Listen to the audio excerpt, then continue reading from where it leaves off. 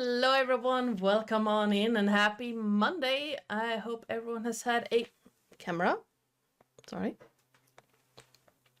I hope everyone has had a great day or will have a great day, depending on your time zone. We are here again with some more Rails of Mourning, our pulp noir campaign set in Eberron. And before we get started with all of that shenanigans, the music at the start is by Aaron Kenny. It's called The Black Cat, and you can find it in the YouTube library of royalty-free music. The music and sound effects during the game will be by Sirenscape. The overlay, starting soon screen, and most of the maps and these character information things were made by me in Incarnate. Our beautiful character art was made by Nathan. You can find him over on YouTube, where you can also find episodes from this campaign or one-shots, etc. From all of our other campaigns. Like tomorrow, the one-shot Here There Be Dragons-ish will be up at noon, so go check that out. Yeah. And if you want to come in and talk about your experiences with that, or see cute cat pictures, or dog pictures, or send memes, we have a Discord. And last but not least, if you want to see what you can do to help or hinder the party, type in !perks in the chat. The things I do to not get poked by Twitch. Let's go around the table, introduce ourselves and our characters. Let's start with Andy. Who are you and who you playing? Who are you and why are you asking? I'm the DM. I ask questions. I hate this school. You're not my real mom. I should hope not. That would be weird, married to your own mom. Yeah, I mean- she's not his real mum, but sometimes he might call her mummy. I don't know. Let's comment on whether or not you're from Norfolk. But... And this is why the DM never asks the players, what should we call you? Adana, did I make you blush? Yeah, from trying hard not to laugh, because if I do, I'm gonna start coughing. Oh. I'm assuming I'm this Andy you keep speaking of, portraying Craren, the illusionist wizard. And on today's topic, animals that lay eggs don't have belly buttons. Mm-hmm. I mean, that checks out. And most toilet paper sold in France is pink. All right. And from a technical perspective, a snail breathes through its foot. Okay then. There you go. Oh, Lillith. Hi, I'm Lilith, or Lily, or Queen of all ducks. Quack, quack, quack. Yes. I'm playing... Oh god, I forgot the name. Oh no, I Mael. forgot it. Mael. Free the stream! Free the stream!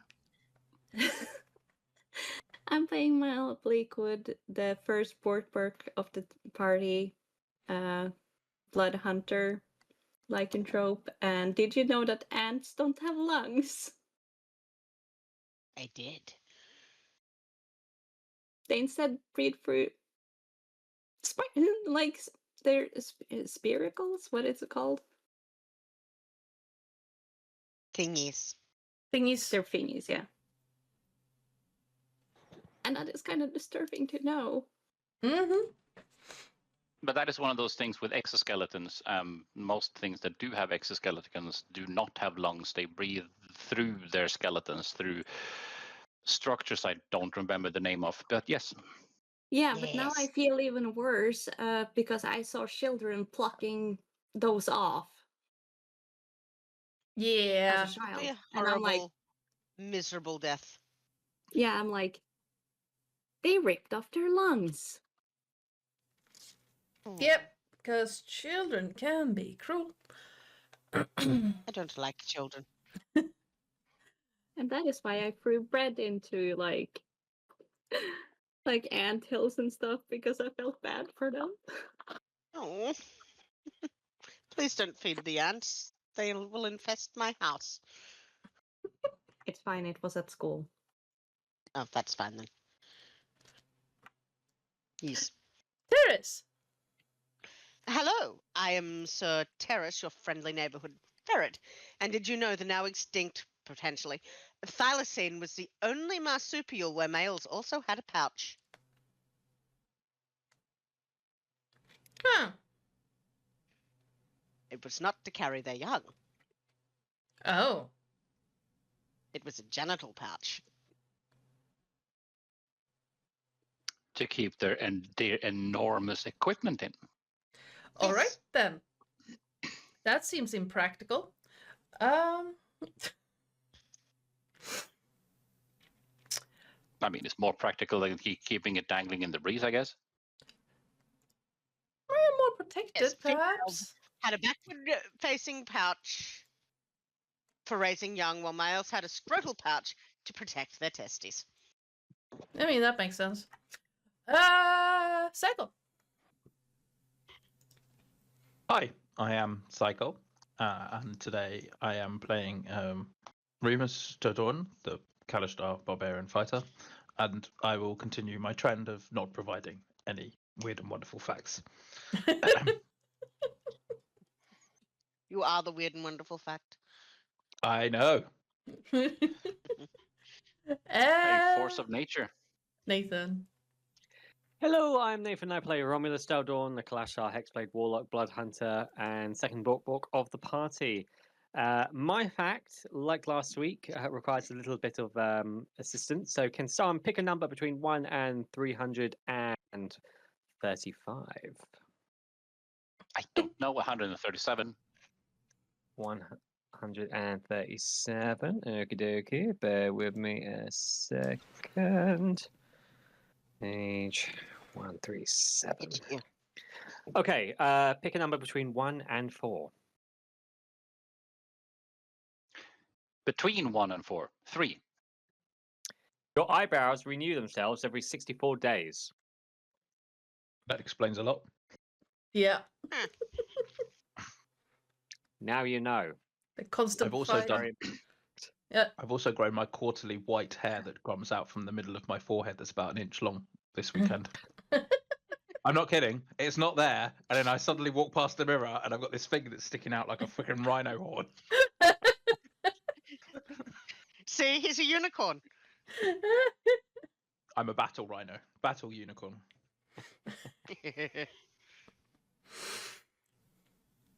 Yeah. But you should embrace the white hairs. I do. I love the ones in my beard.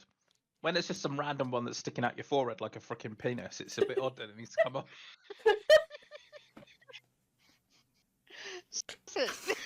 I mean, These are words that you chose. and hi, I'm not kidding. Straight out the middle of. Anyway, carry on. and hi. I am Ardana or Joe or you there, since Lillith is here. I am the DGM and channel runner around these parts, and I had a fact at about 3 p.m. this afternoon, but I don't anymore because I forgot it. I didn't write it down. I'm smart. Owie. And oh, I have a fact that is D&D related. Ooh. It deals with Dragonlands. Ooh. Did you know that Dragonlands was published as both a campaign setting and a book series at the same time, and it was never meant to be played with unique characters. You were supposed to play the characters from the books, Oh. and you were I have supposed no to idea. follow the books. That's dumb. It was a choice. I want to see how many tables that actually worked at, because players are players, and you know. No, the campaign You have setting encountered came. the dragon. I would like to seduce the dragon. This is not how the game is played, Roger. I don't care. I want to seduce the dragon. I will roll to seduce the dragon. I'm fine. But no, the campaign setting came with made characters that were from the book. Oh. And I don't mind it if you have pre-made characters for new players, but don't assume that people will want to play them. Gobble gobble.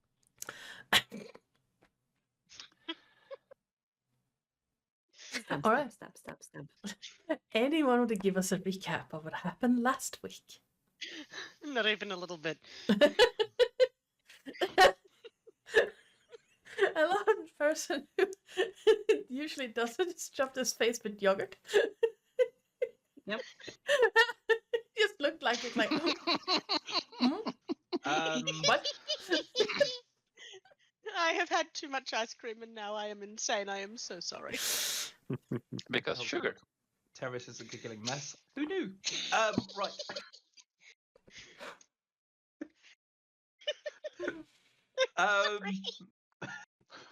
And if you're under the age of 18, get the fuck out of here. Yes, Mhm. please. Do 'Cause at it least was don't let us already- know, because then we have to ban you. It was already very weird before we started streaming. God knows where this is fucking going to the rest of the day. We had therapy last session. Yeah. Ah, yes. It's going to be very different this session. I feel it. I feel like it's going to be physiotherapy. Anyway, sorry, carry on. Right. What happened last time? We realised as we were crossing the pass that we would probably be starting to hit civilization soon, and so we decided that it would be a good idea to start preparing various different disguises to make sure that we are Not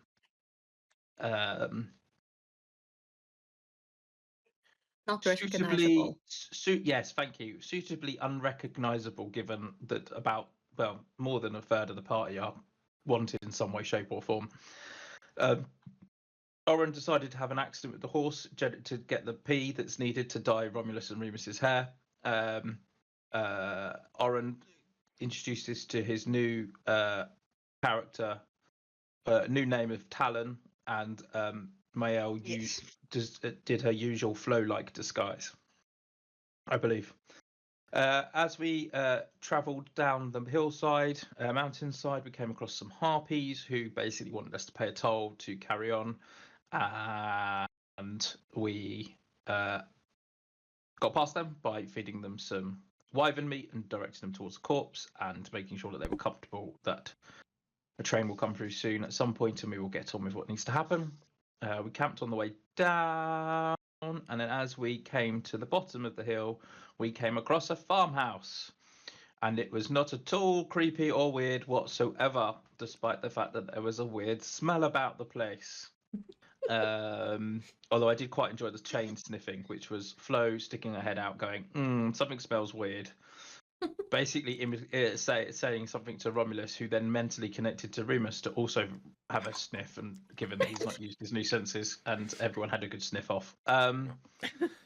We discovered that the person was a necromancer, but we were all happy and agreed that we would all just effectively spend the night, and we got some more information from Josie, the necromancer, about the local area, including that the local druids tend to be a bit prissy, and that the dryads are quite friendly, and it'd be good to have a chat with them. When we have some downtime, I think Remus helped fix some of the wooden stuff around the house, because he decided that because he has spent the last 4 months forgetting that, or 3 months in game, that he forgot that he has carpentry tools. And Romulus decides to have a heart-to-heart with our recently discovered dragon companion, to effectively finally start breaking through that connection that he has so far eluded him until we had our shared dream quite recently. we uncovered that said dragon is Zalvandath, the ancient ruby dragon, sometimes referred to as the Voiceless One, and that many, many eons ago, they connected their soul with that of our family line. We also learned the name of our mother, who's Queen Kashtai, and she was broken in some way, shape, or form, and basically caused all of the bad dragon shit to happen in our home. We are also aware that Zalandath was not able to connect with us for a period of time, which we think might be something to do with the weird time skip that seems to surround the twins, although we don't quite know what that all is yet, although I'm sure Joe has Laviardana and the Lawrite has popped enough bits of information in front of us, and we have yet to connect all of the dots appropriately.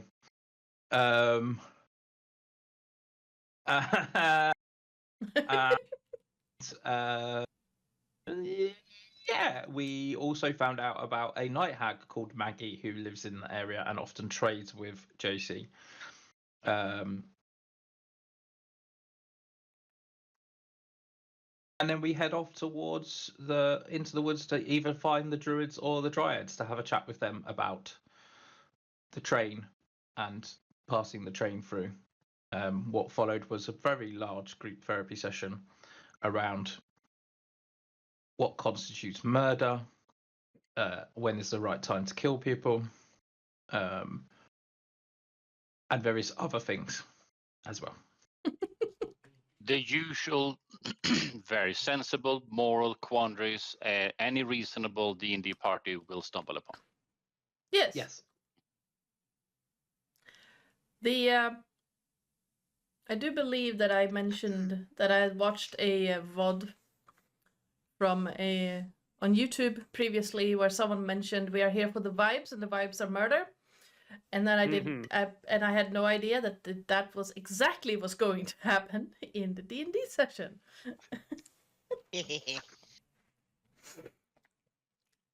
But yes, you can have a point of inspiration for that recap if you already have it. You can bounce it to someone else. I can bounce it because I have it and I haven't needed to use it for a while. Who would like it? Oh, I claim. Nathan would like it first. Yes, I took it last time. Thank you, thank you. Sharing Yeah. is caring. All right. Well, if we are... Why are you peeking, you stupid microphone? Okay, if we are all as comfortable as we are going to get, let's get started. Yay. All right. Here we go. The faint scent of death still lingers in the air under the canvas of the cart, mingled with Oren's cooking and the smells of a farm. You are free of Droam, Mael, free to do what you please, but for how long? The thick forests of the gloaming are ancient and covered in moss frozen by the winter winds. It's almost walls, keeping you inside, or maybe the world out. Who knows? Your keen senses tell you that spring is on its way, but in the darkness under those timeless trees, seasons seem to have no particular meaning. Beyond those trees, far to the east, lie lands you have yet to see and feasts you have yet to taste. As you travel along, what would you like to do? So let's see, they were having the therapy session Yes. outside. And she will hear them like talking about how I believe it was Romulus who was first with his kink for curses.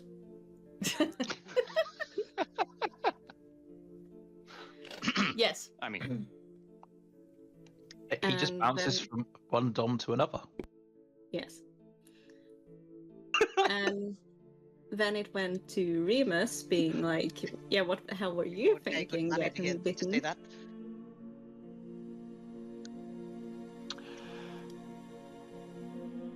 And she will just like look back at the mountains, knowing it's not her last time going home, but what will she be when she goes home? Will she be the enemy or will she be a savior?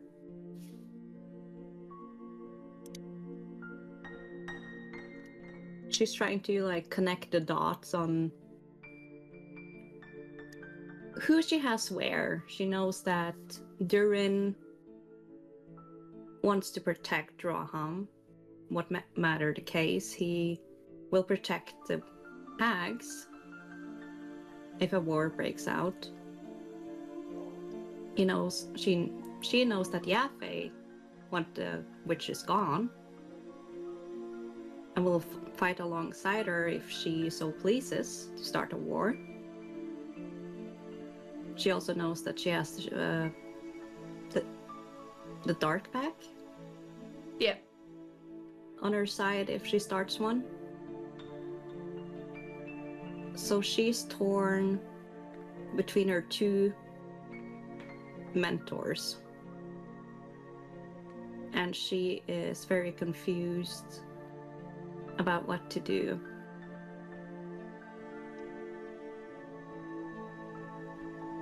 One side of her is telling her to start a war no matter what. The other side is telling her to how many lives will get lost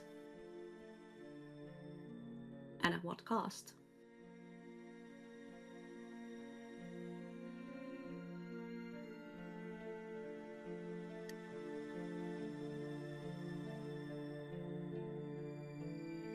And she starts thinking about what the hag said to her, the one that had a future sight that she was going to start rebellion. That she's told also the hag that she had nothing to worry about. But now she's starting to think, is she actually something to worry about?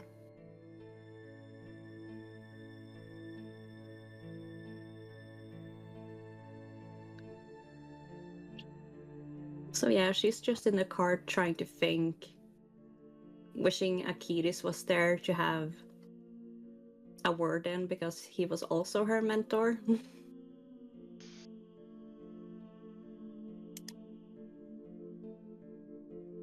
All right. The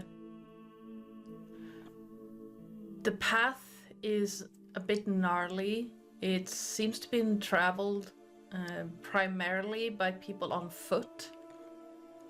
So from time to time, the cart shuffles a bit. At one point, one of the wheels almost gets stuck on a root, but slowing down a little bit dislodges it. And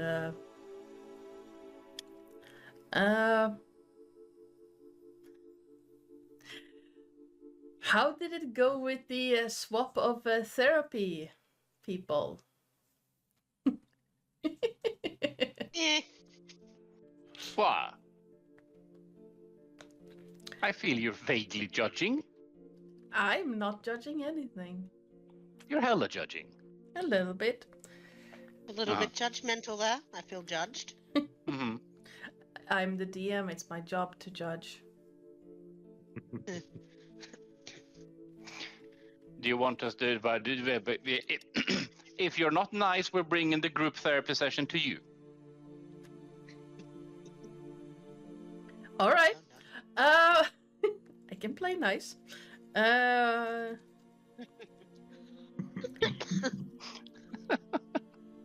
Anyone who is on watch? Hmm. In what context? Like, do you have a designated person who is like keeping watch, or are you all kind of head on a swivel type deal, or When traveling or overnight. when traveling specifically? You've just set out. It's been maybe a couple of hours at most. Lauren's probably driving the cart, so he'd have an elevated position. He's probably keeping an eye out. And then other than that, But, whenever we're traveling, Remus normally keeps an eye out as well. Yeah. All right. Well, either of you can roll me a perception check, or you can have one of you roll with advantage. How's your perception? +4. Mine's also +4, so I guess it doesn't matter either way. Nope. And I've got Hit it. the glasses, so I'm not disadvantaged. Mhm. No, you're also in like dim light because you're under the canopy of Right. these So old trees. that's a 16. Oh, was that? You're also rolling? I take it, since you're also No. looking. Roll for advantage. Oh, Roll for okay. advantage. My brain just told me that Terris said, "But yeah, I rolled a 60.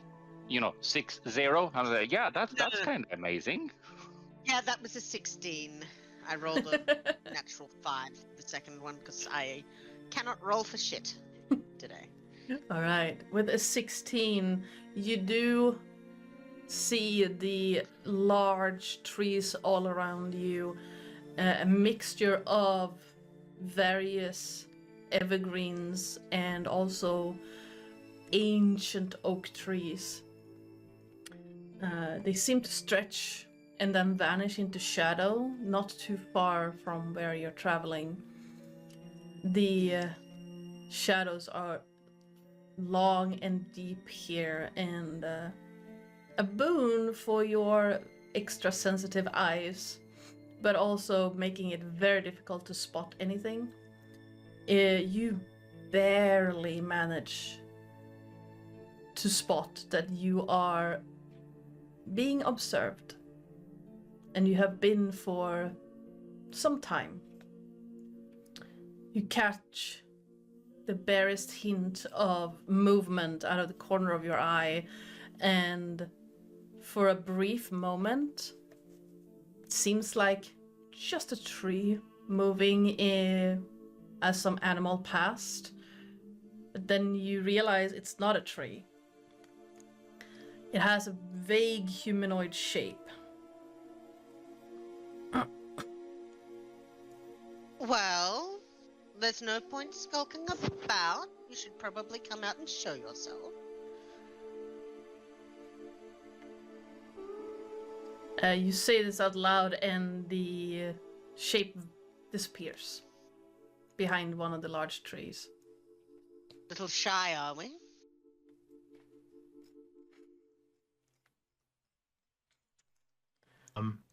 Oren, who are you talking to? Yes. We've got eyes on us. I'm You not mean sure Talon? exactly. It's Talon. Yes, it's Talon. We've got eyes on us. I'm not entirely sure what or whom, but they're being a little bit cheeky now and darting around hiding. I'd like for them to not, because people who are friends generally don't skulk. And people who aren't friends generally find needles, or not needles, find daggers in their backs. I wonder if it's the two dryads, or one of the dryads, who Josie mentioned. Oh. Are we a dryad? I believe their names were Valerie and Verith. Valerie? Verith, is that you? What Josie called them anyway.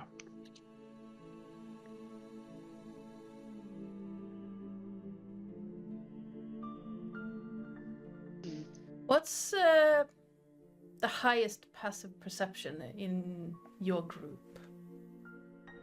10 for me. Around 11. Hey, Rosie. 14. Perception 18. Passive. Yeah, passive. Wow.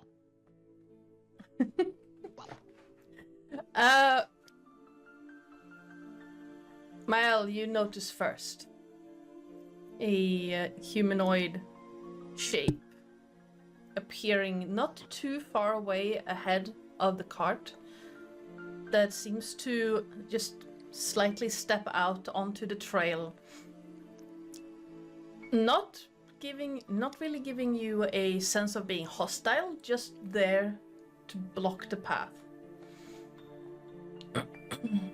It's the creature is tall and kind of slim, with a dark brown, almost bark-like texture to their entire body, and their hair looks like ancient moss, similar to the type hanging from the trees all around you.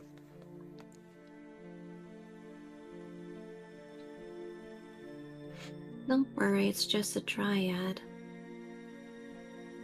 Well, hello.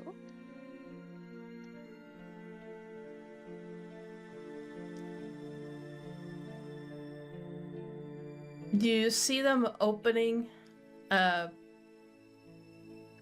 mouth, and the face turns from this bark covered texture to more looking like a human, and it's almost like a ripple going through the entire body as the bark seems to recede, and for all intents and purposes they look like an elf dressed in what could only be described as simple clothing made out of moss and leaves. Fascinating. Hello. Hello. We don't recognize you. We're just passing through. So, we were told to talk to them, yes? We thought it would be a good idea to try and have a chat with them if we want to drive the railroad through here. Yes, we were just passing through, but we do have business with you if you're willing to talk with us.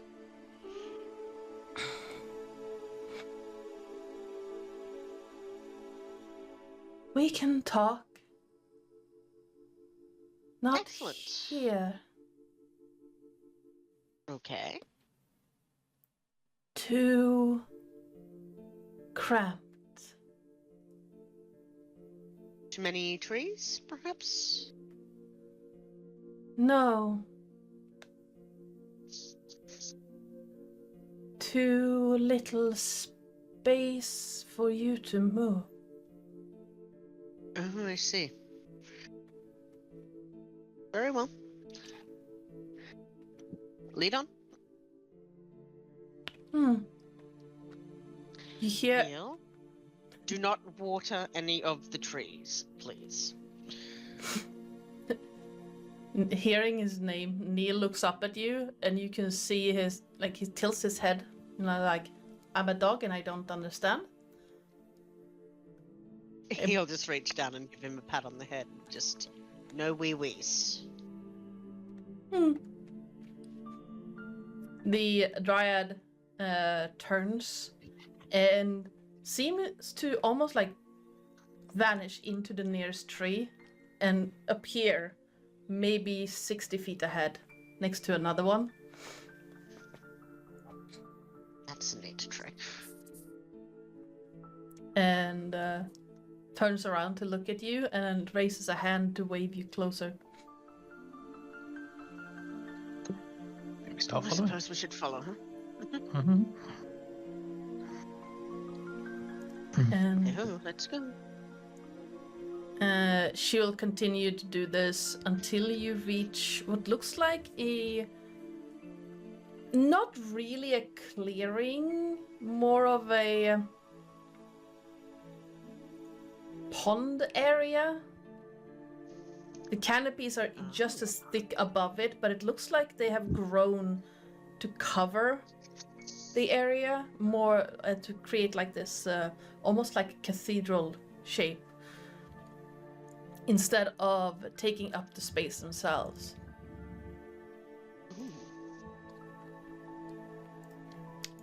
Let me. I like it. A body of water in the forest. Yeah, sounds Brings back some familiar. memories. Very. Except this body of water seems to be frozen over. Oh, we can't swim in it? I mean, you're gonna have to knock the ice out first. Oh, that sounds a bit chilly. No, thank you. Gonna place her there. So, and she'll stop in the middle of the space. And just turn to look at you. So there are apparently 2 dryads in this wood. Which one are you? What are you called? I'm Talon. The nice lady calls me Verith. Verith. Well, nice to meet you, Verith. Nice to meet you too, Talon. Yes, my companion here is probably the better one to do the talking about the business we have with you. And going to poke Craren, whose cover name does not have a cover name. His name's Craren. He's very good at the talking. How did I get roped into this now? You're the one with the spiel.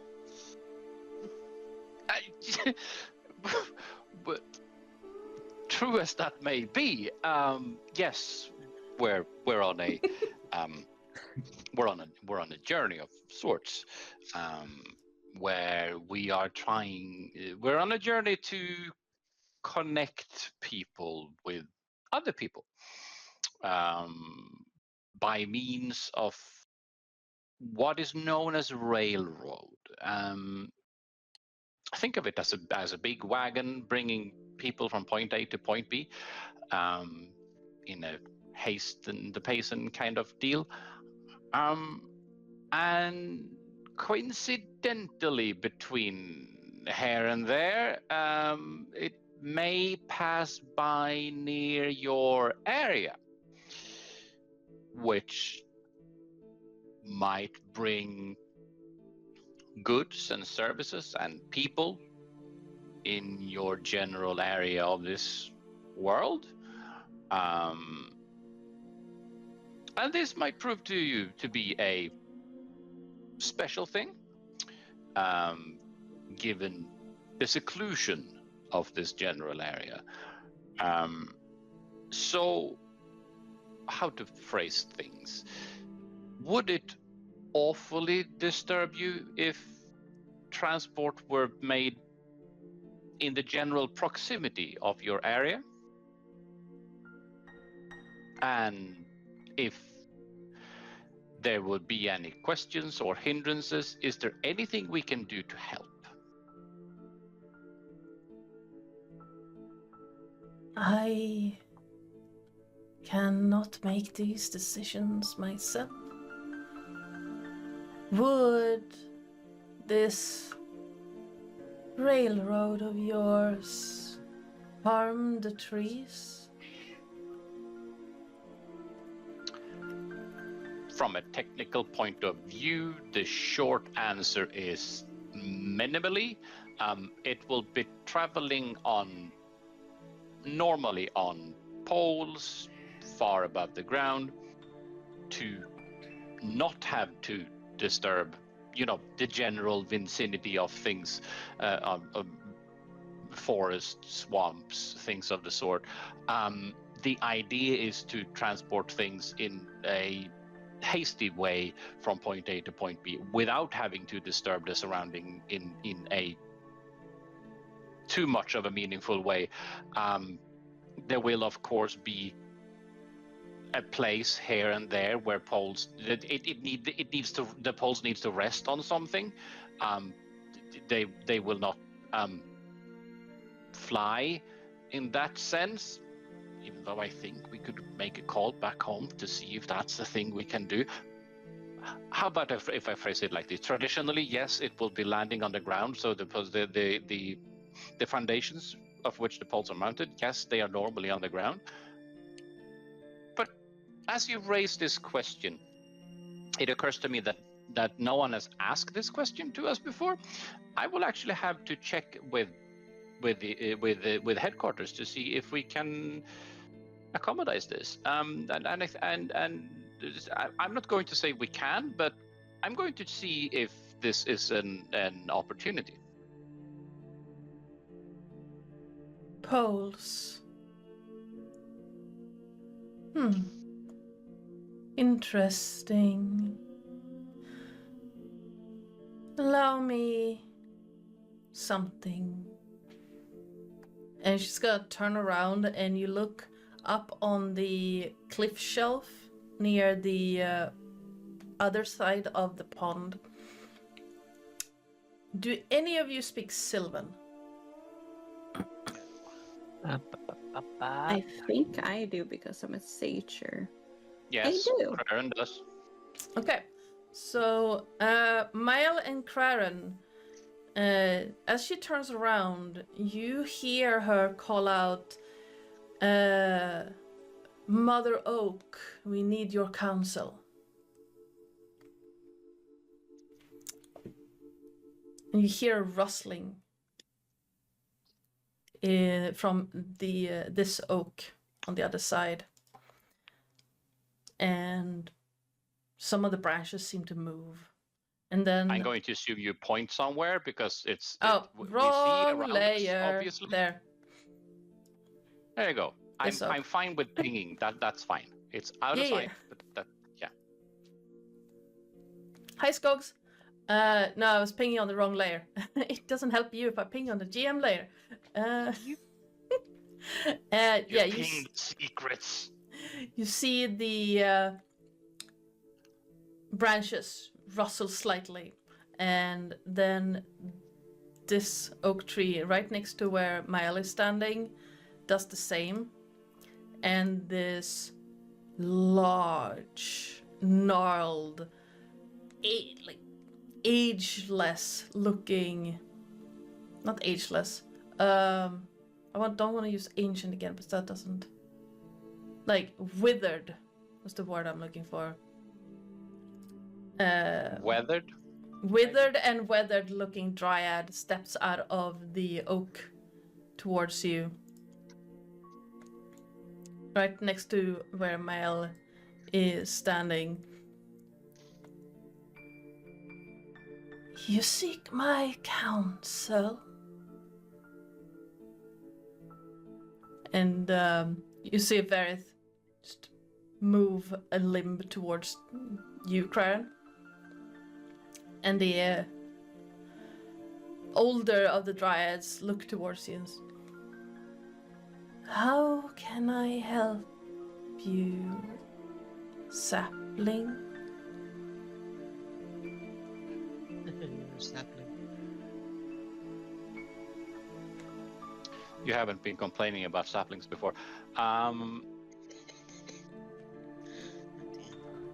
Yes, we are technically traveling through the area, but we're also on a general mission of surveying the surroundings for suitable locations for transport of goods and people from different areas, connecting people and services to other places on this continent that we live on, by a medium we call railroad. Looks a lot like this, and Granum pulls out a sketch from his book because he feels that no one is going to understand what a railroad is unless you draw pictures. So he's going to show a picture of this is a railroad, a road, and this is a train on top of it, and moving things. And it just so happens that between here and there, the shortest path happens to be crossing in your general area. So my question to you, from a transportation point of view, I understand that the concept of transport might be a nuisance.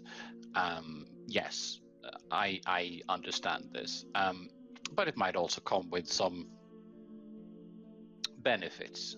Let's call it that. Yes, train has to live somewhere, and it might be passing through in your general vicinity.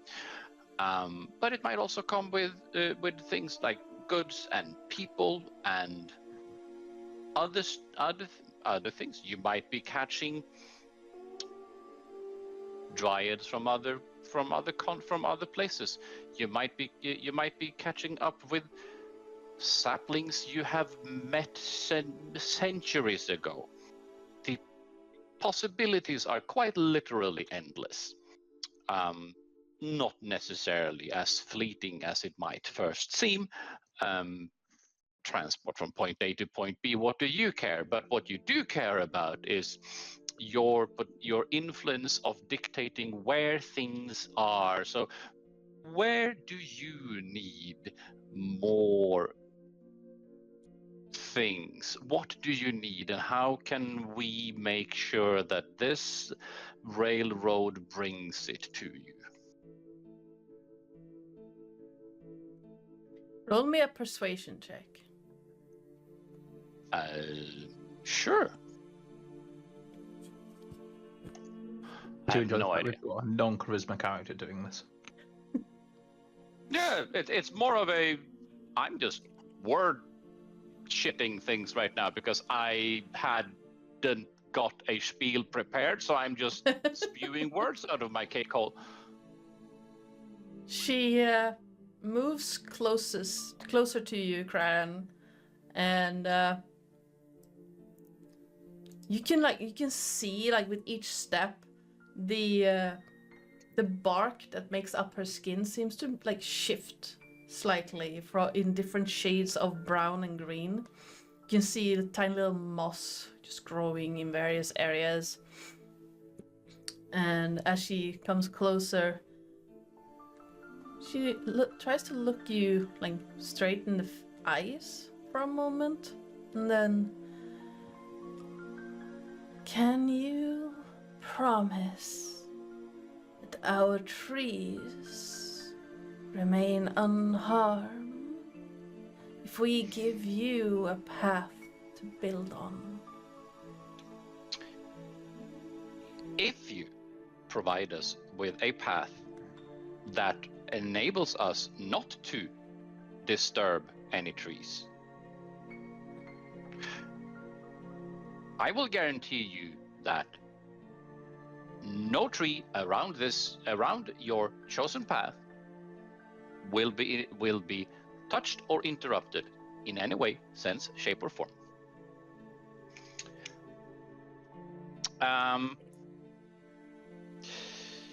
Yes, these are words I just said, and I stand by them, but it's something that crossed my mind.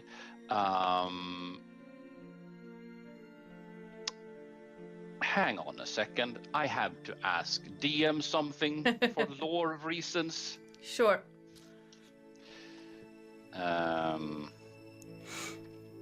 While that is happening, the older of the dryads turns her head to look at the rest of the group, and the way she moves, you would expect creaking of the bark rubbing against itself, but it's silent. And she turns from one person to another, and then almost she turns her whole body to look at Yumail, and tilting her head back and forth a bit, and then looking back. It's hard to tell if she's unbothered or if she's just not really taking in what's going on.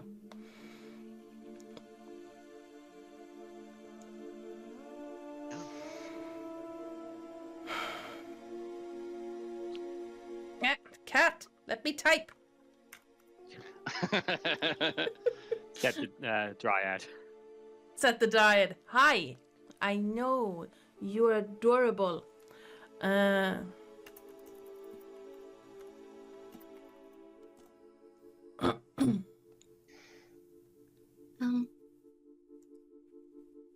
Yes. Miss Oak. Yes. Sapling.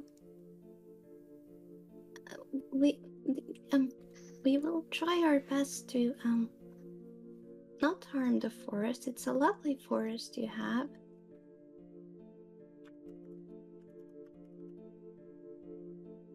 Thank you, Sapling. What was the old tree's name again? Oh, she hasn't given it yet. No, what she was called something. Mother Oak. Other oak. Yes, I seem to remember that, but my brain told me something. Yeah. Yeah. Thank you, Sapling.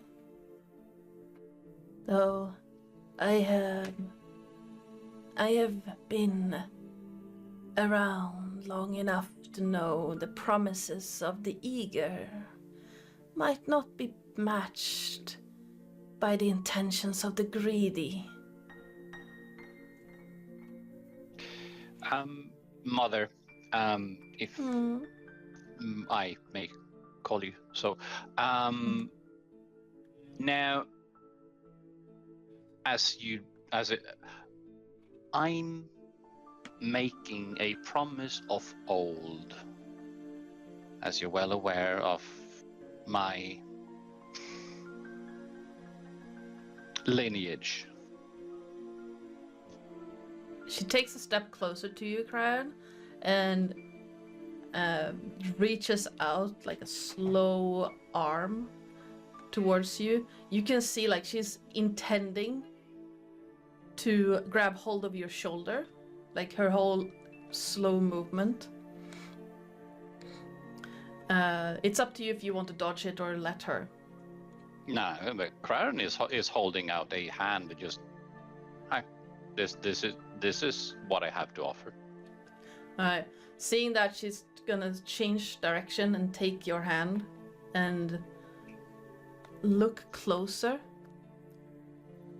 and you see her eyes just darting the whole way. And let me actually do a thing. We're gonna do... I don't have that, we're gonna do that. Alright then. And she stops to look at your face.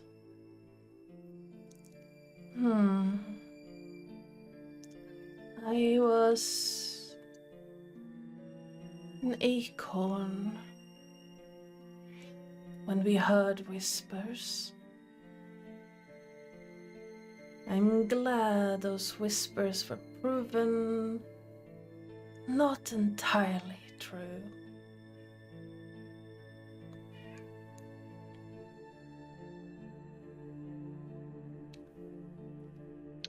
Those... What was that saying again? As long as we are remembered, we remain. As long as we are remembered, we remain.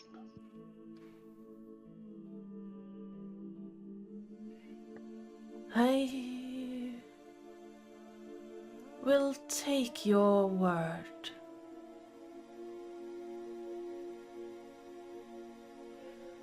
For now. And that is all I ask.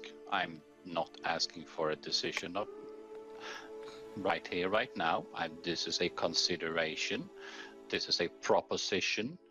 And you do with the information what you will.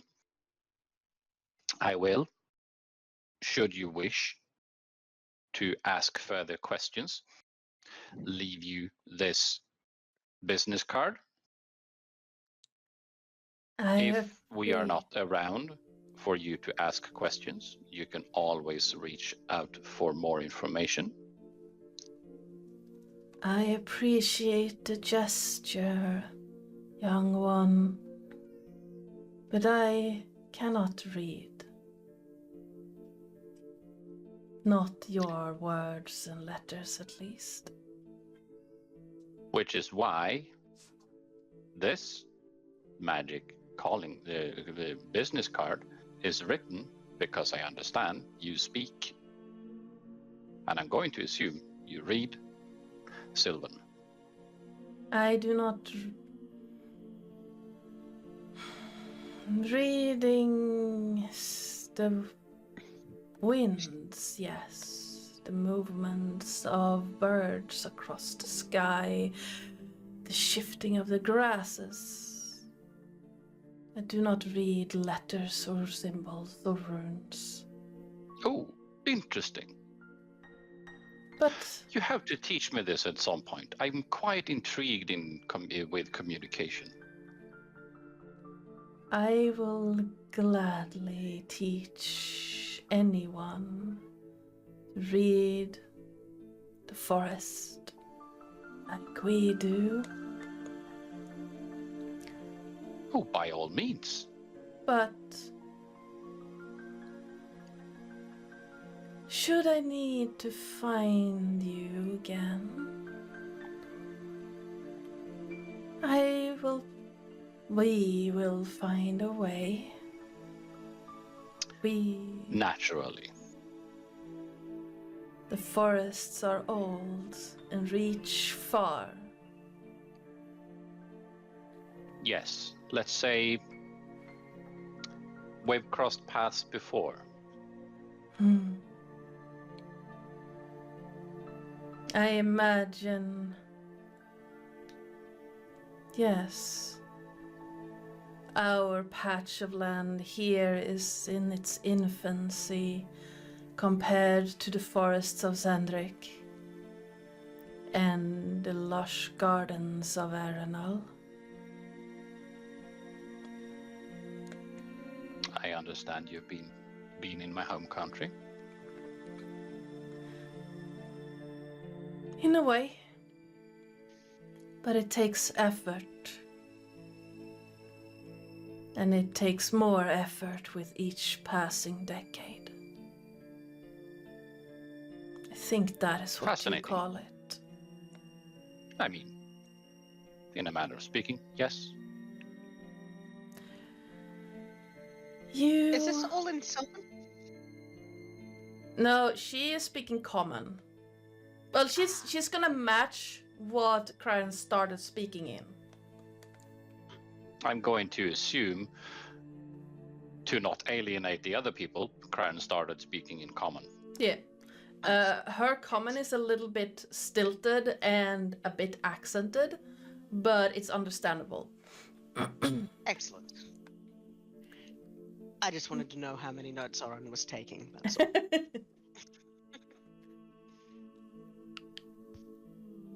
Well, sapling, we have a deal for now. Excellent. I will trust you and your friends. I do not trust this railway. We will... Naturally, I understand. We were here for the wars. We were here for the burning of our forests during it. You can see Flo shrinking herself. Oak Mother, Yes. would you like me to keep you informed of the movements of the railway when it is likely to reach you? Give you a so you're forewarned, essentially. I would like that, yes, small one. I can do that for you, at the very least. We will mark the trees you can take. Trees do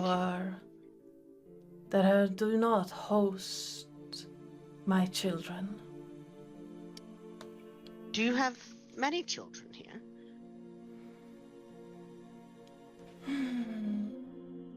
I have lost count. Way to dodge the lore bullet. Fascinating. Each tree you see around you came from mine.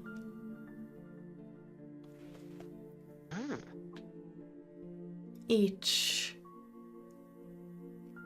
What's the common word? Dryad. In this. What do you call it? Temple? You see? Was born from my acorns. And each tree of your acorn hosts a dryad? Most. Interesting. In this area, I have 8 awakened children and 11 slumbering.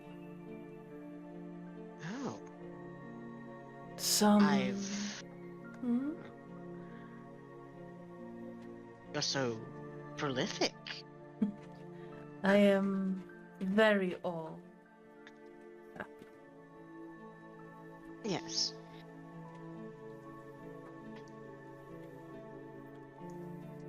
My life is but the blink of an eye compared to yours. You have the markings of an elf. A young one, though. Mm. A sapling amongst elves, you might say.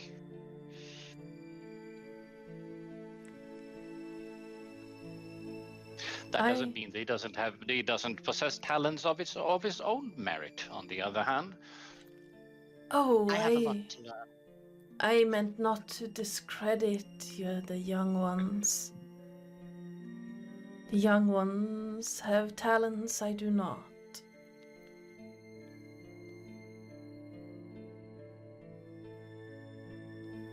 But elves... Natural talents, and natural talents are one thing, but there's something to be said for multitudes of experience, Oak Mother.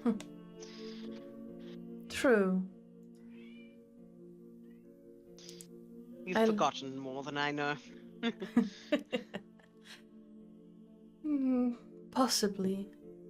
I also have the benefit of others that can remember for me. That is handy. That's what he's for.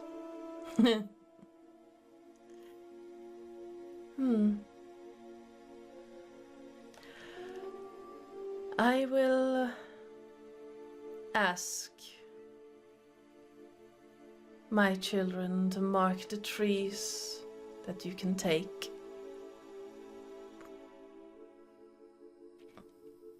Make sure they are the only ones taken. Understood. Is there anything we can do for you? No, not right now. Most of us are sleeping and will not wake for another... How many?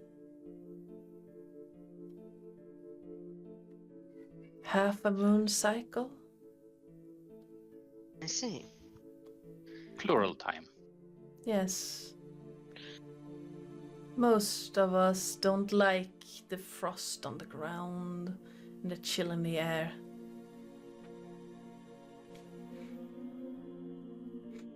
I'm not keen on it either. I mean, player muttering is one of those. Yes, nothing a little industrialization and global warming won't change. Right? Oren is just going to give her a little razor blade smile and say, well, perhaps a lullaby to ease their sleep. And he will play something quiet on one of his many instruments. All right, give me a performance check as Oh god, performance. the Performance. as Verith is moving away and into what looks like a barren type of tree would that be? Yeah, it's hard to say because of the frost. And Is it, if it's by the water, is it perhaps a weeping willow? yeah, it could be. It could be a willow. And seems to just melt into. Yeah, let's go with willow. Into the willow, and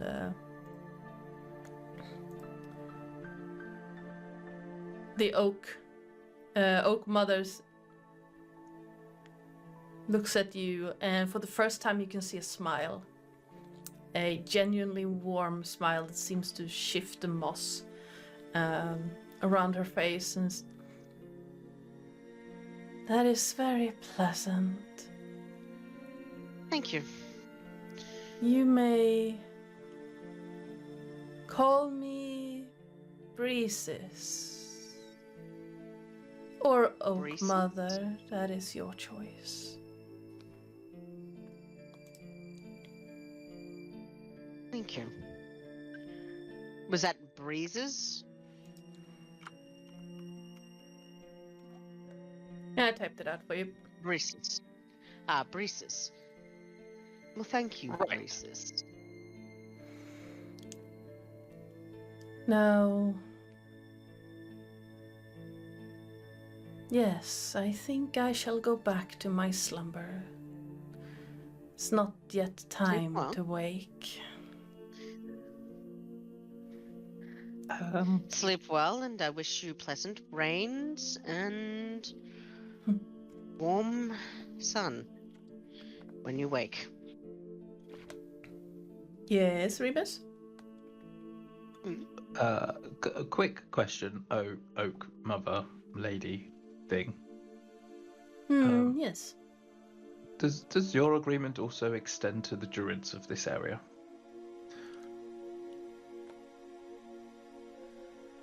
They have no say if I have said something.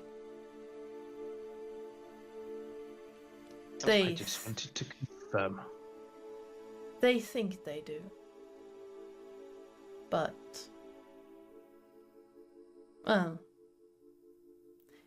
this part of the woods are mine. The parts around their camp belong to my sisters.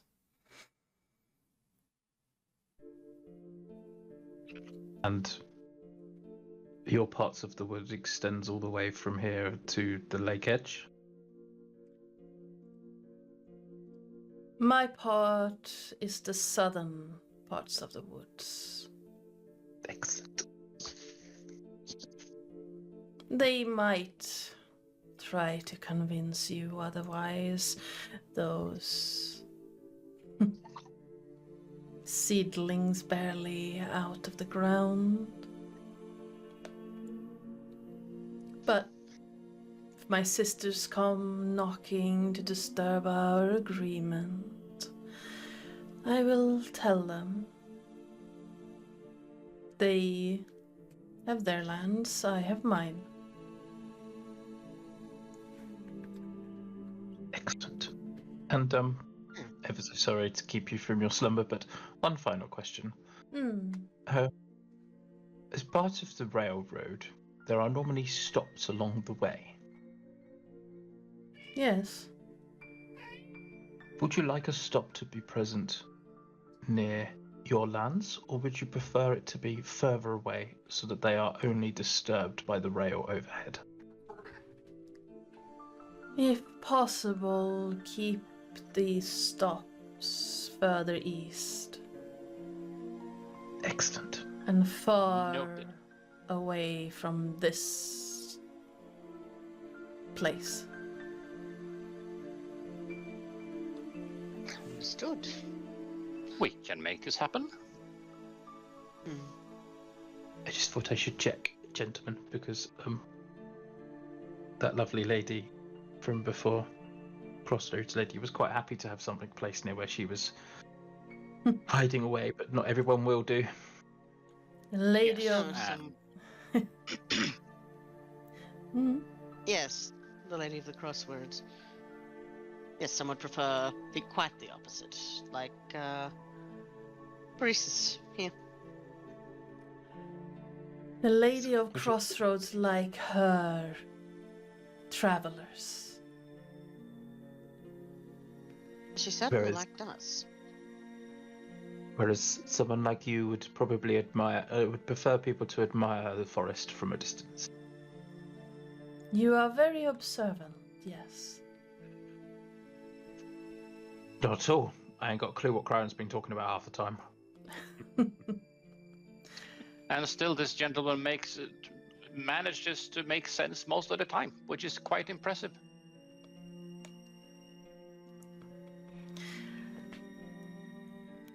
I feel like I should be insulted by that, Crowin, but I don't think I should wield an axe in the presence of a tree. Not unless you wanted me to turn you inside out.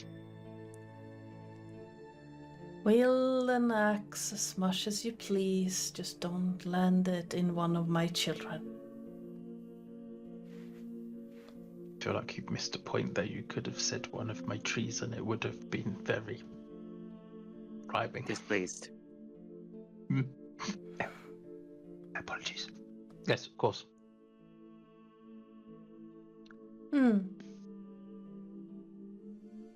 I can also mark trees you can use for firewood. If you please. But that would also be handy as we continue to travel the east and for when the workers come to the railroad. Yes. Yes. Hey. For now, though, Not quite. I wish you safe journeys and bountiful weather.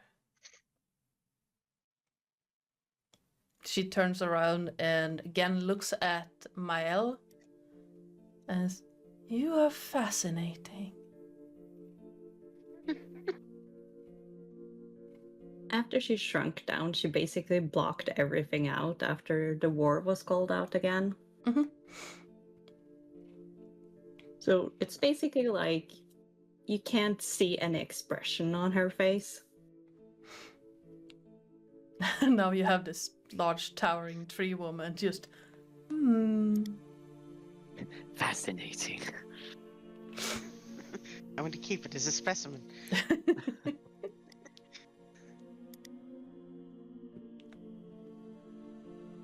And she slowly looks up a little bit and she snaps out of it.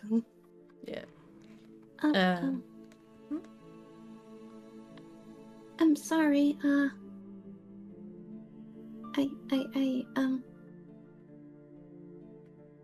really sorry. For what, sapling? Oh,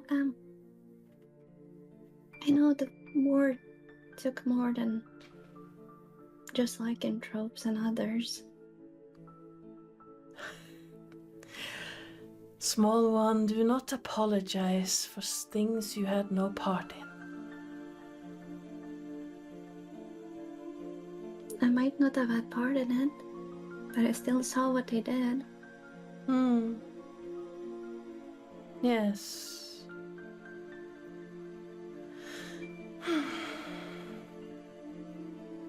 Well, hopefully those who came with axes and fire and spell will think again if they want to try it again. And you see her lift a hand real slow, Mel, and she's pointing to a tree nearby. It's like over here. And she's slowly holding her hand out and then you can see what looks like the outline of a shield.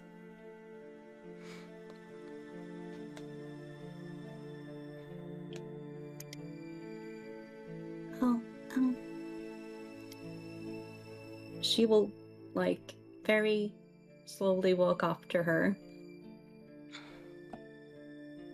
And she will rummage through her bag. Mhm. And there will be, like, a little silk bow. And she will, like, put it on one of her branches. Oh. And again, you see that warm smile on her face. It's been long since I've been decorated. Thank you, sapling. That you look like just a girl now.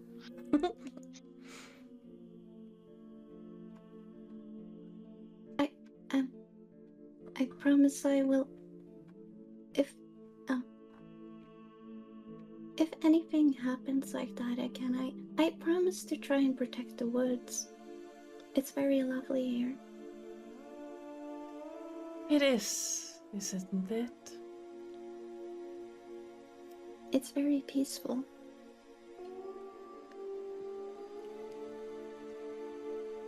I try. We try to keep it peaceful.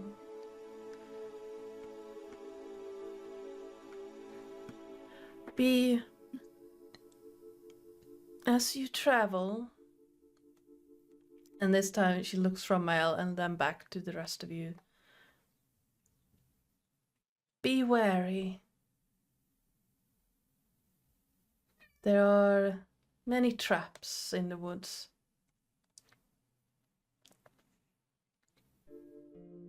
Like Understood. hunter traps? No.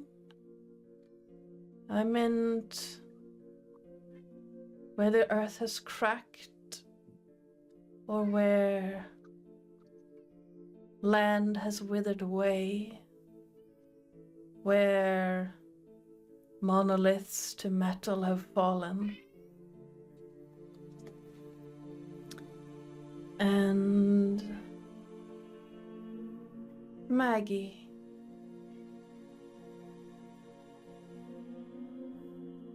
She is yes. She can be a kind person for a time.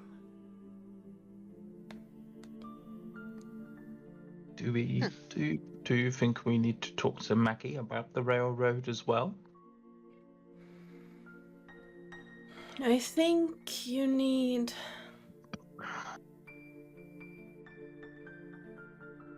I think you should.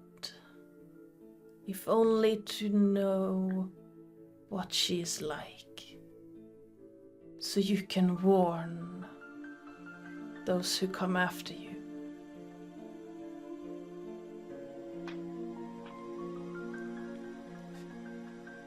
One last question from me, Hmm. Oak Mother.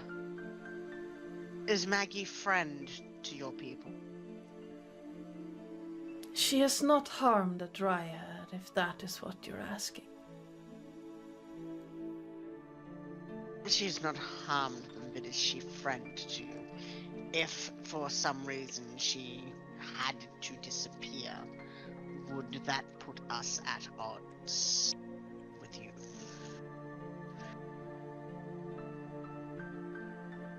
I do not... Of course, I hope it doesn't to that.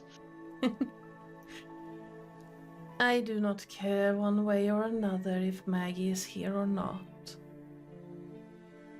Good. Thank you. Now, I will feed the beast. thanking you. Now I bid you all safe journeys. I shall return to my sleep for now. An old gunslinger once said to me, long days and pleasant nights. And to you. And she walks over to the tree she appeared from, and you see her like touch the bark and then just meld into it. And you hear that same rustling on the other side of the pond. I like her. Dryads are usually very peaceful creatures, but under the war, a lot of them were burned down. Very unpleasant business, that. All the more reason to make sure these forests stay protected as best they can. Yes. They always say that the healthiest forests are where the dryads are. Better make sure this place stays healthy then. Yes. I'm sure, even though that Oren and Craren can smell and hear it, and they can Alrighty. also. Oh, no, I didn't mean any offense on it. I more meant that we can smell and hear that this forest is very No, I healthy, meant but you who can is also Oren? feel. Oh, I'm so sorry. Falcon? No. Talon was it? Yes. Yes, Talon and Craren can feel that this forest is really healthy. Oh dear. Yes. I mean, it looks very healthy. It smells I'm healthy so too, sorry. nice Or Talon. Oh wet no. grape smell. What? I'm trying to get used to calling you Talon. Falcon. Falcon. If you want to call me Falcon, you can. It's the stage name Talcum Powder. That's it. Yes, that's his stripper name. I mean, he's white enough. I was gonna go with that's his gun show, but okay. Oh, goodness. I'm gonna try and do better. I'm really sorry. Oh, it's fine. We need to be careful once we get into civilization. Flo? Yeah. Flo or Mael? Which one are we going with right now? Well, I think Mael is fine Mael. Right. since most of My the apologies. it's most that silver, since I went under the name Flo, Right. every silver hand knows that name by now. Right. So Mael for now. Yes, Mael. Provided that once we're in civilization, I'm not called Oren. That's fine. Oren, Mm. I know you know how to make people's hair lighter. Do you know how to make it darker? Yes. There are plenty of concoctions for that. Could you maybe help me do a little bit of mine black? Yes, I think I should be able to do that. If not black, a dark purple or something, with certain stains. I never done anything to my hair, and you can see her touch her very long hair at the moment, like, oh god, what have I done? It's quite pretty. Do you think we should go to the druids first, or Maggie? I think that's a group decision. I'm not fussed either way myself. We should probably see both.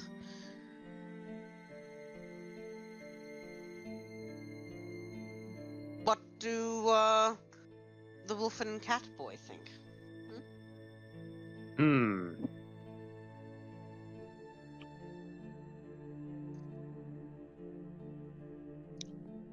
They're on their way to the furry convention. Thought you were the traveling furry convention. Ow! Woof. Sorry. Um, Goodbye. I Awoo. woo, woo. Oh no. I think we killed the No. DM. Such a lovely weather we're having. Wonderful. it's not. So, no, it's not over either. Okay. I'm fine. Okay. You're not. But it's What? fine. It will. If we were to, we're on the edge here. If we were to look at this, look at our map, Ish. Hold on. where, who would be closer, the druids or the hag? To us currently. So, Braces, or the Oak Mother, told you that the druids are further north in an area currently controlled by her sisters. You know that Maggie is further east, but you're not entirely sure, and close enough for Josie to be trading with her. So, based on that, Maggie's probably closer.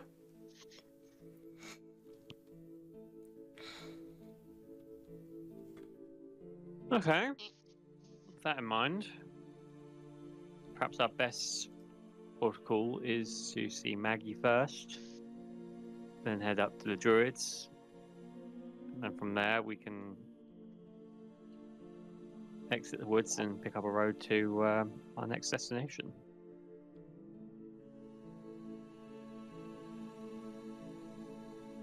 Onward then. The kitten isn't saying anything and it's worrying me. Oh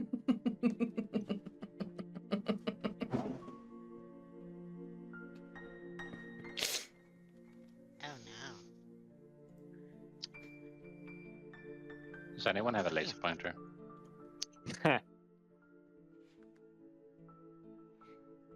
I start walking east. I will follow. Sorry, I have the coughs. All right.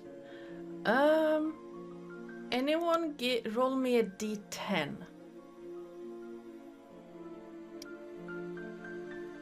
D10.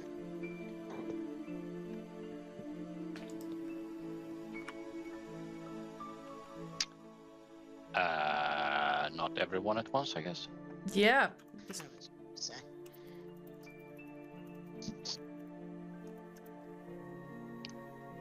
A 5.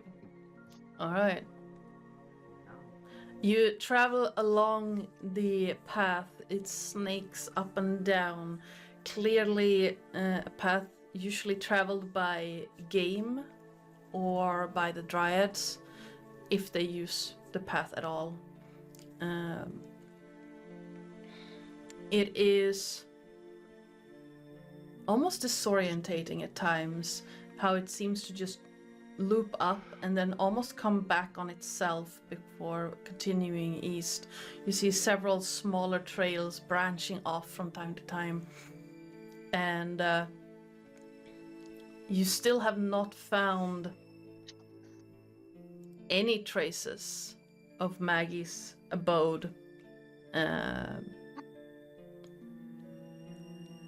By the time you notice that the sun has started to set.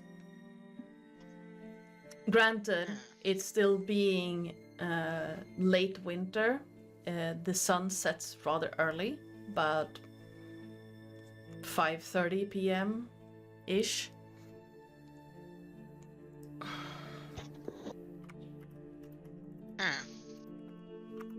Did we take, as a player, did we take any wood with us? The Oak Mother would have pointed out, like, there are several fallen logs around the area that you could, like, you see this kind of, almost like a small herb growing through the snow on top of the fallen trees around the area. And you see a similar flower on some of the trees that look more dead than even the ones that have dropped their leaves.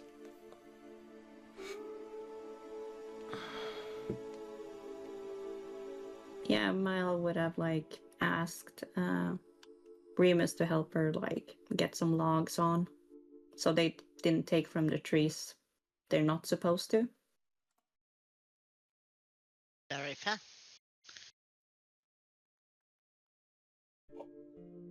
And Yeah. apologize for calling him Remus instead of Boyle. Mm,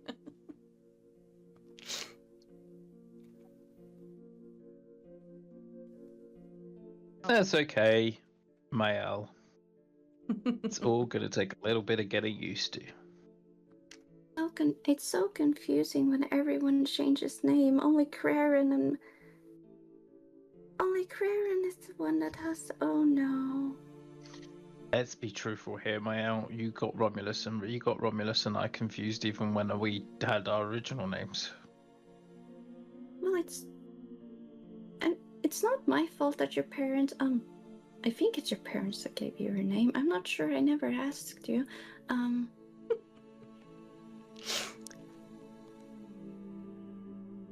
we got given these names at the orphanage. These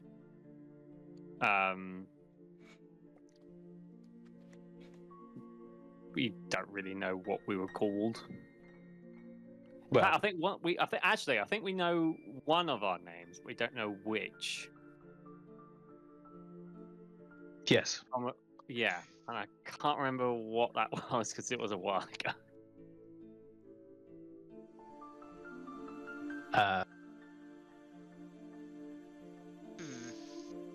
I'd need to go back over the notes.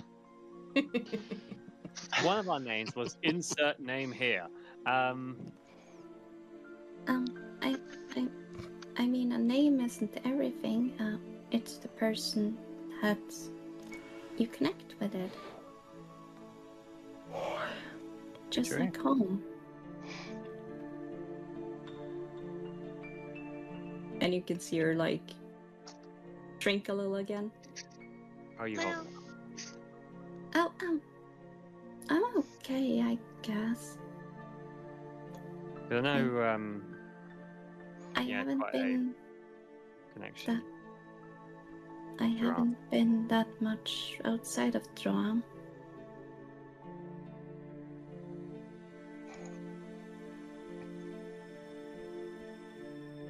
Back. Even though Droam is my home.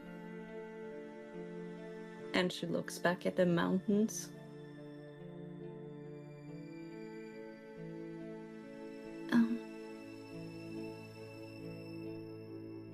This is also kind of my home.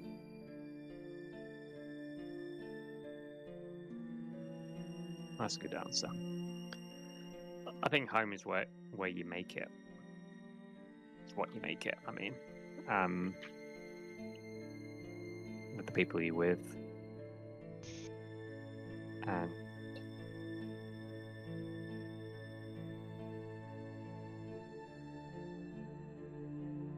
yeah. You're all so profound. Exhausting. I really hope that this railroad thingy works out.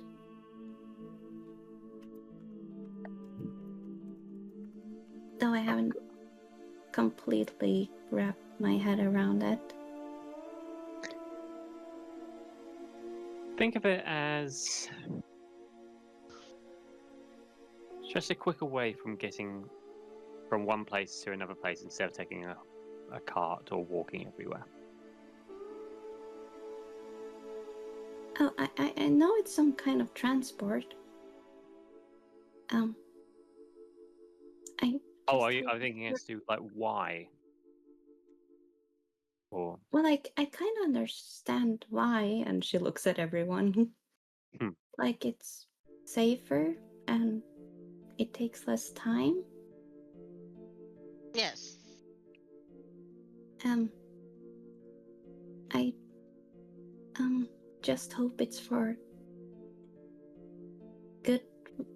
good reasons and not bad ones, if that makes sense. perfect sense to me. Yeah.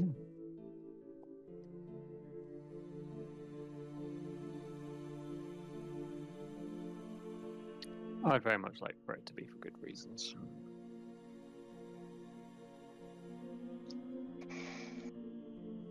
Yes. And Flo blanks out again.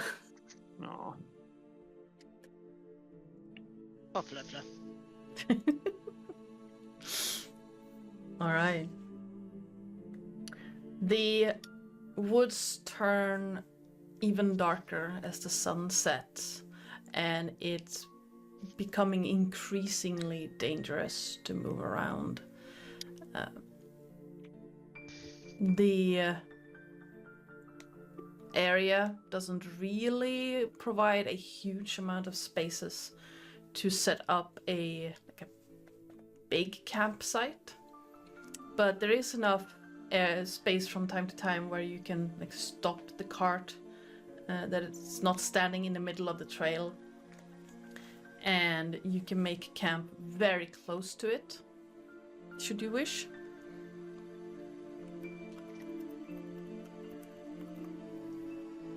And you notice this kind of odd, almost comforting feeling fall over the area you're in.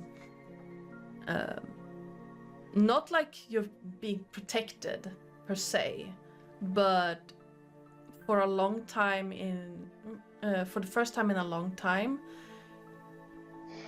all of you get the sensation there are no active threats in your general area. It's dark, you can barely see beyond the nearest trees, but it still feels like you would have to cause anything to become hostile towards you.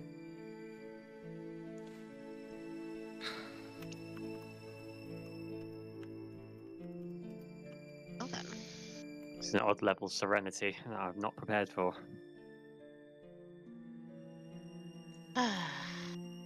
But I'm not complaining. I have a query for you, Ardana. Yes? Has Aaron ever felt this before?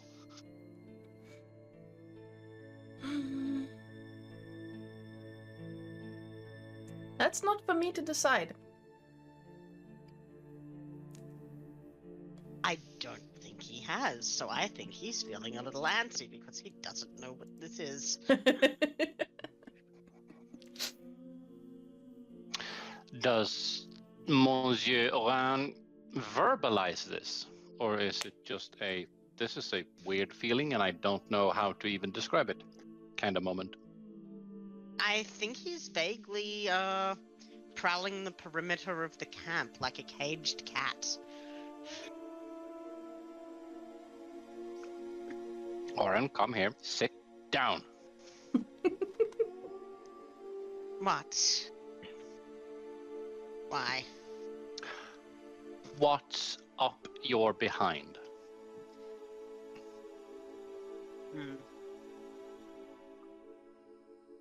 This place feels different.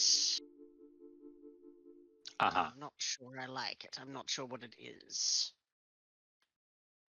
It's nice, relaxing, calming. Is this a bad quality of a place?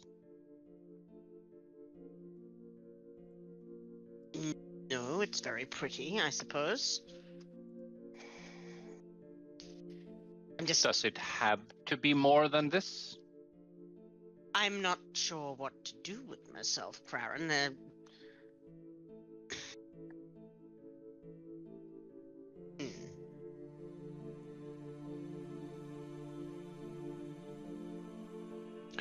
That is entirely fair.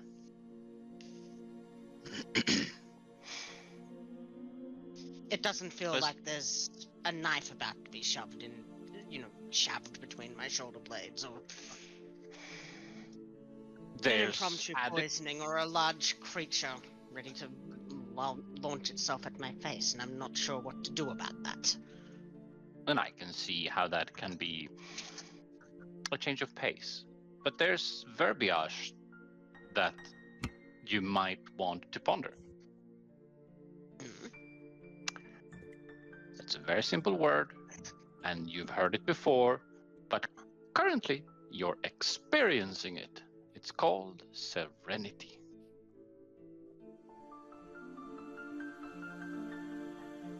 I hate it. Why?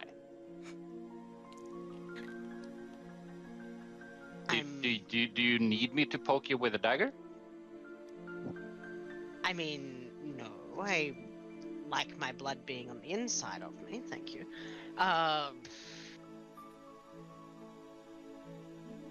Where I'm from, this is not something that we experience. And I understand. But how about I phrase it like this? This serenity, the absence of abject threats, is this a negative thing to you? Not.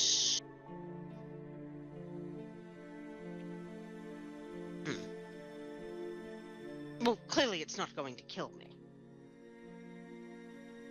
Obviously.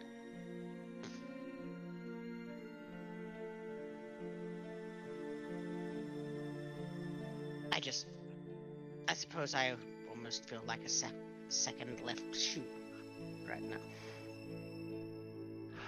And that is entirely fine. But what I want you to ponder is more of in a situation like this one, where you're not being actively hunted or not being in danger of harm, how does that make the tiny Oren inside you feel? The relief of not having to be on edge all the time. I want you to think about that. Just ponder that for a while. Any Oren inside me?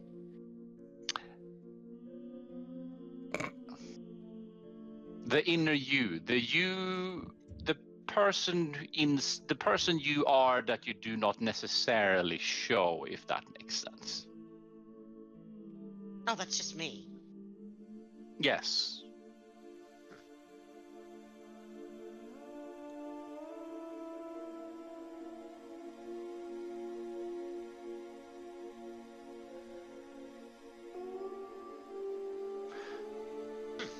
So, if you allow this tranquility to take place, how does that make you feel? It won't harm me. It won't harm you.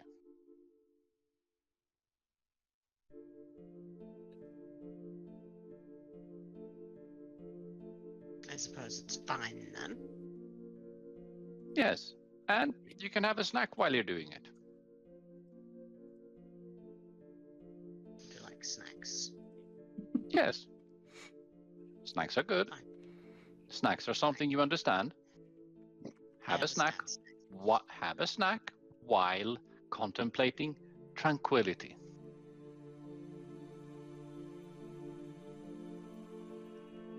And people experience this all the time, though. Not necessarily all the time, but in between. It's quite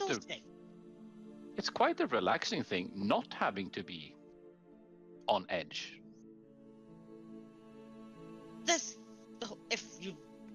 What happens if I let down my guard?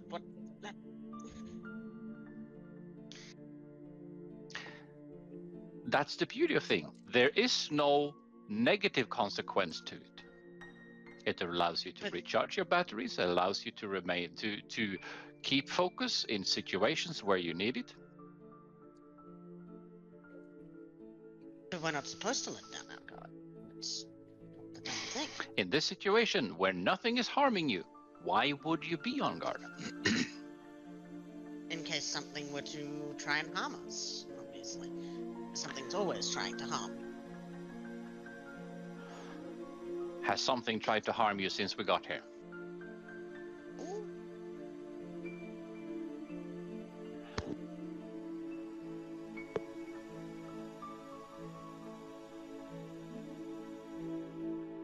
I'm sorry, it's an alien concept to me. I will attempt to do better with this. And that's the only thing I can ever ask of you. Yeah, he almost wrinkles his nose at the time, though. Serenity. Here, have a cookie. I do like cookies. Okay. Enjoy the He will cookie Take the while cookie. not being actively charged, threatened. Yes. He will take the cookie and glare at the forest. Are they talking in Elvish? Yes. I'm going to assume yes, because this is quite obviously a disturbing moment for Oren, and naturally it makes sense to speak at something that is close to heart. But I'm also going to assume that Carnis, seeing you, being concerned, and I'm scaring explaining the others, aren't I? situation that we all take to situations differently. Oren isn't used to the concept of relaxing. It isn't quite in his vocabulary yet. Safety is not in my vocabulary. Are they saying this in common? Yes. Right now, to you, yes, of Yeah. course. Oh, I understand, Oren. Oh. We were taught from very young age to always be alert. Yes. Exactly, because one of your not siblings. One of your peers could always be lurking around the corner ready to stab you in the back any moment, right? More of the silver flames, but Oh, them, right. I wouldn't hope that my mentors would try and stab me. Oren, And where you can coming see her from? scared now. Mael, how about if I phrase it like this? Where Oren is coming from, it's commonplace for your family to try to kill you from the moment you're born. Family, friends. You know, family, friends, everyone around you. Who would ever try to hurt Oren? No, but He's I'm so just saying nice. that's where he's coming from. Oh, No, I don't think you want to hurt me, Mel. No, that's not what I'm saying. I'm saying And she will awkwardly walk over to Oren and hug him from behind. have you ever seen somebody pick up a Great Dane? Yes. He does that for a moment before vaguely relaxing. Just sort of that quick stiffen. And then just what happened? Someone is touch. Oh, this is not going to kill me. Okay.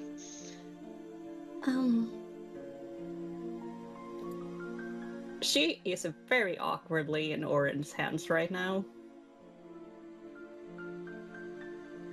Fine. He's just thank you.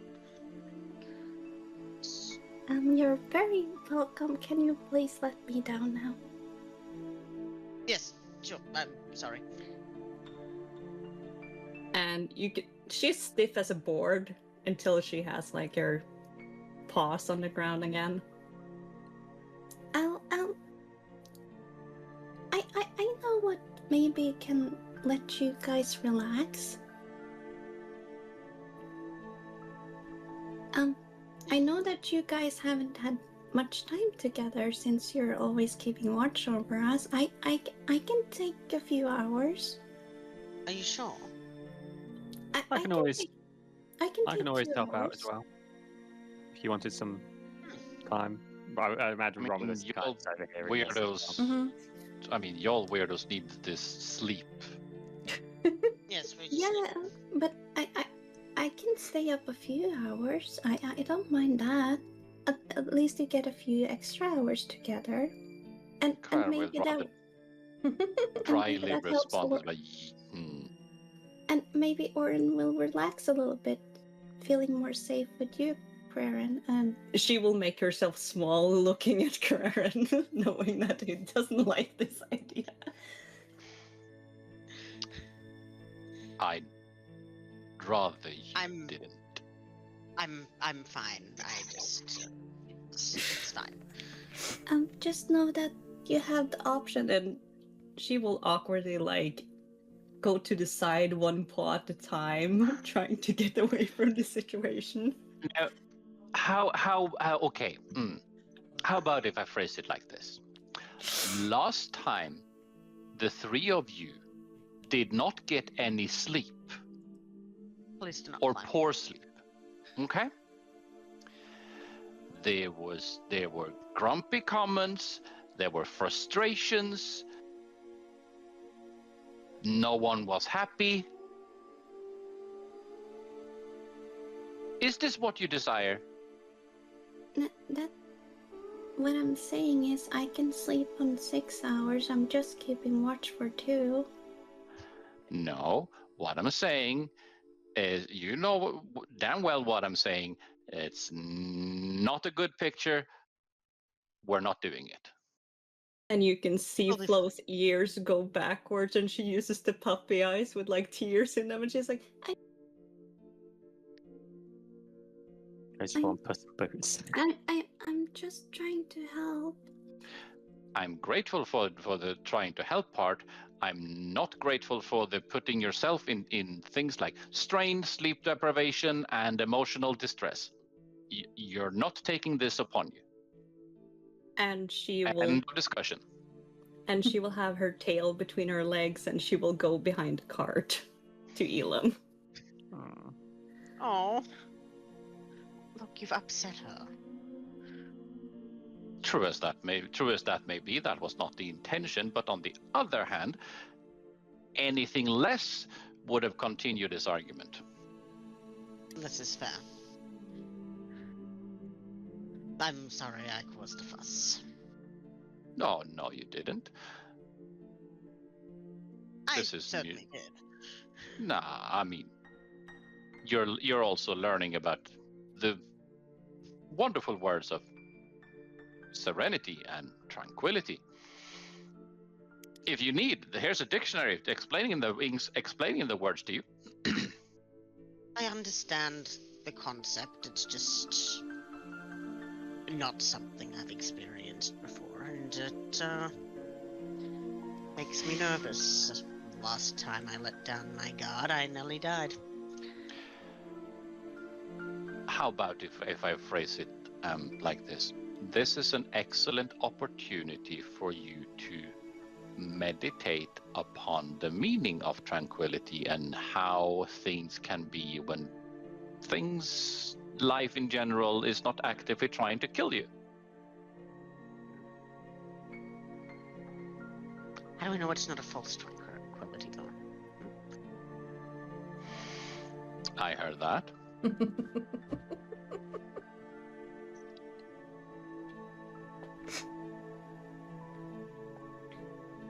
That tree over there could be evil, we don't know. It's probably not, but it could be. If it helps you relax in a comfortable way, that tree over there is decidedly evil. Excellent. I'm going to meditate. Good. All right. I apologize. It's very funny. Well, can the elves please roll me a D100 each? Yes. I could. Do you want me to? Yes, please. 16! Yay! 98. Opposite sides of the scale, right? Aaron's going to die in his sleep, isn't he? So one He's is going to be cake and startled. the other one is smoke up the ass. He's gonna be frightened by a squirrel. That tree is evil, isn't it? You have no idea how correct you are, Lilith. Oh, get attacked by a drop. Oh my god.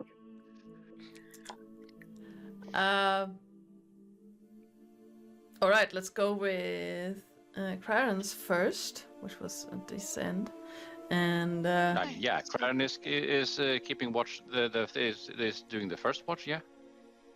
yeah. Yes, because I'm gonna tweak that slightly because knowing you guys, otherwise this will be a side quest that I have not prepared for. Really now. You make this sound like it's arduous. Well, do you guys want to escort a 1-year-old child to a random location in the woods? Let's not and say we did. Exactly. Because that's what the thing said. You hear a cry and find a 1-year-old child alone in the woods. Yes, because that's not a demon vampire thing stuff. You know what? Right? I'm sure Josie could put them to work. Aaron would feed it to harpies.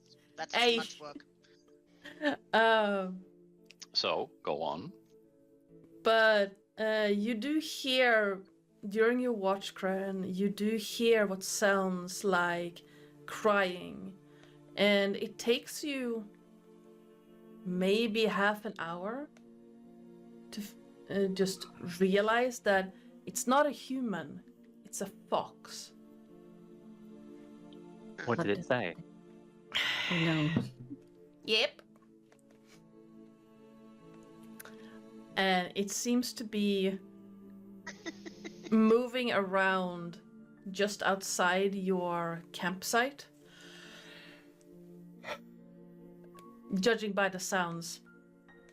And it takes almost an hour for it to stop making those weird sounds. But eventually it moves away and the sounds fade out of hearing range. Just as it fades away, you hear a response, a similar cry,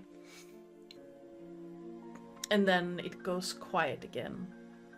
You hear soft fluttering of wings during the night, and at one point you hear the snapping of a branch giving out under the weight of the snow. But other than the random fox, your watch is uneventful. Oren. Hang on, I'm sending you a message. All right.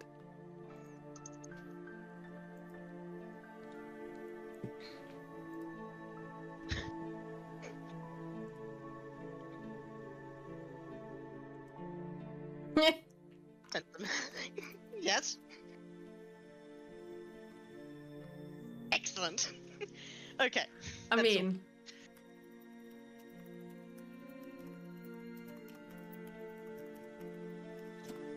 yes, but me. Yes.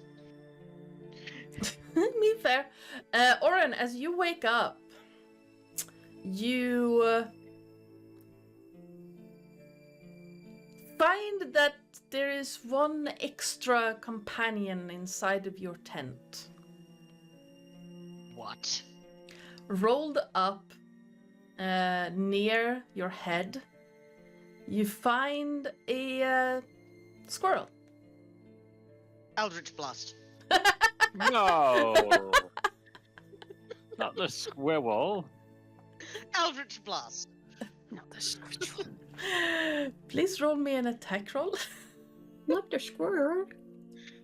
No.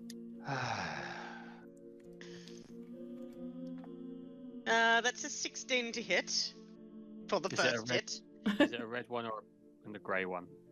doing 1 damage, and then for the second beam, that's 18 to hit I'm gonna have to for use 4 rat. damage. So that's a total of 5 damage. I'm gonna have to use rat stats because apparently we don't do squirrels in D&D. No squirrels? Nope. At least not according to D&D Beyond. Huh. You do manage to hit with both of those, and there's no more squirrel. You also manage to wake up half the forest. Oops. I just imagine poor Flo sleeping outside with Elam, jumping so high.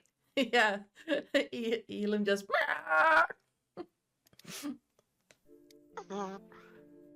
I'm sorry there was an assassin in the tent.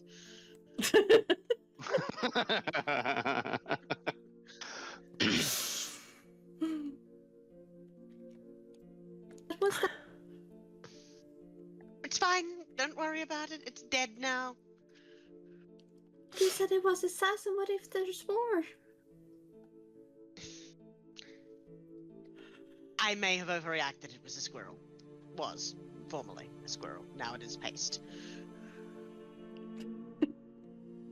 You can see Flo still like very tired but shocked. You blasted a squirrel. It was in the tent with me. It shouldn't have been there. Then shoo it out. You don't have to. I did. It is no Nuke longer in the tent.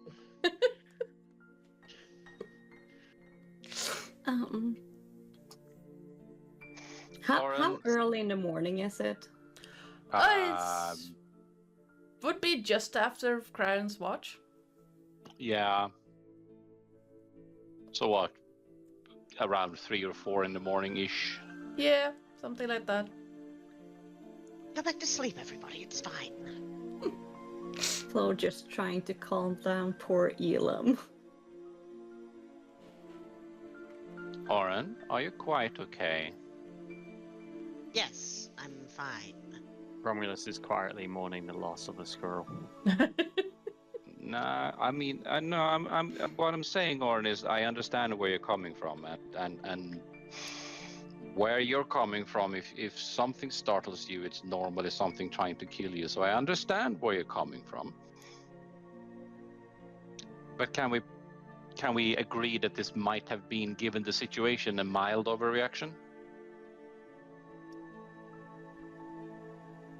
Yes, we can agree that may have been a mild overreaction. Okay. Be that as it may, the intruder in the tent is dead, and all is well. And that's all I wanted. That you continue do you, and I'll return to Yes, do. go back to sleep. It's fine. You know full well I don't sleep. Well, go back to meditation. Thank you.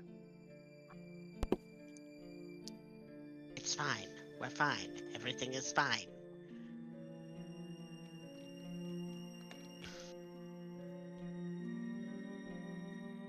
All right.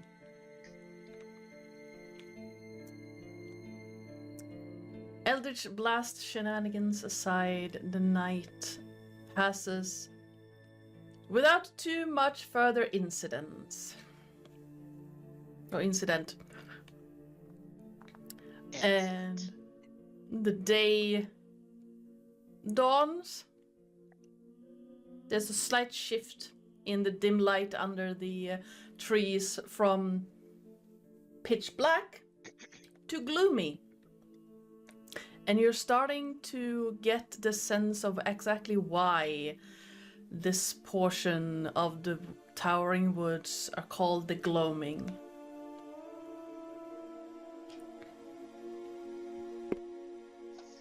Yes.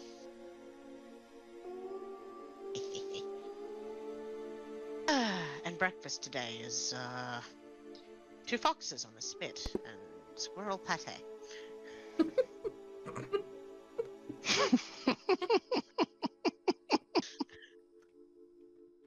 Wow.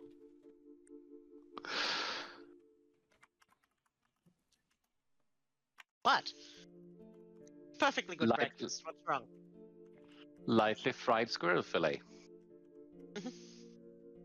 Oh, no, that thing was mince. It's definitely squirrel pate and roasted fox. Does one partake in squirrel pate cold or served warm? Served warm on toast. Warm on toast. Sounds excellent. Yes.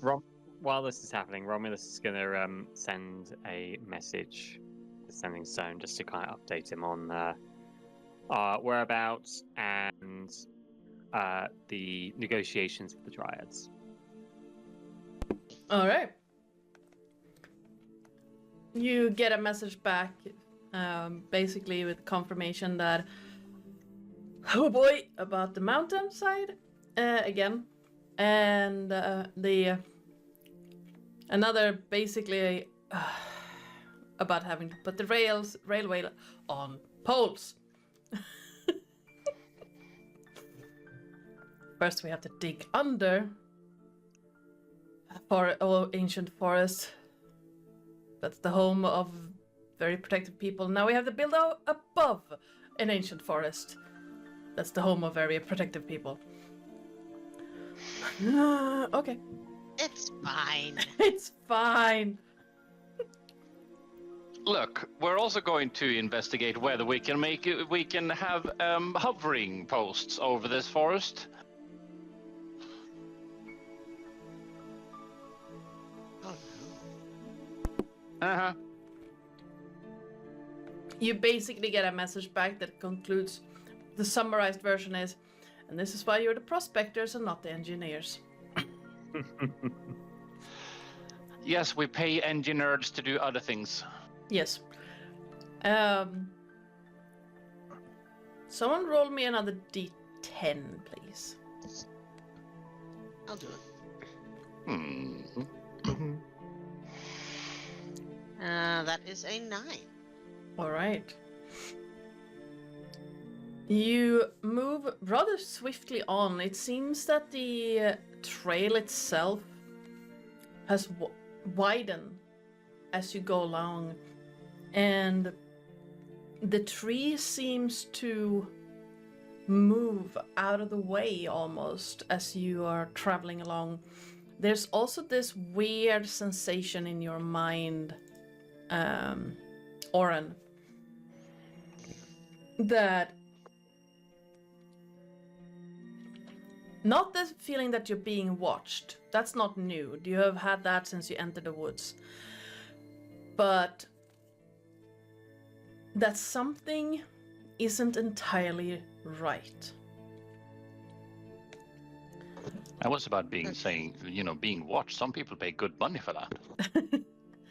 And Okay,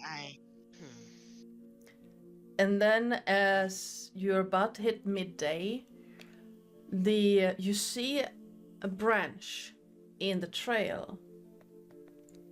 It's not unusual to see it's branching off. What is unusual is that the branch is almost as wide as the trail you're on, and seems to cut off to like northeast of where you're at. And the area around it is almost entirely covered in snow, because the canopy is open to the skies. The road less traveled. Can we at least agree that there's something not quite right here now, people? And I'm gonna put you here. I mean, there's a hag in the woods.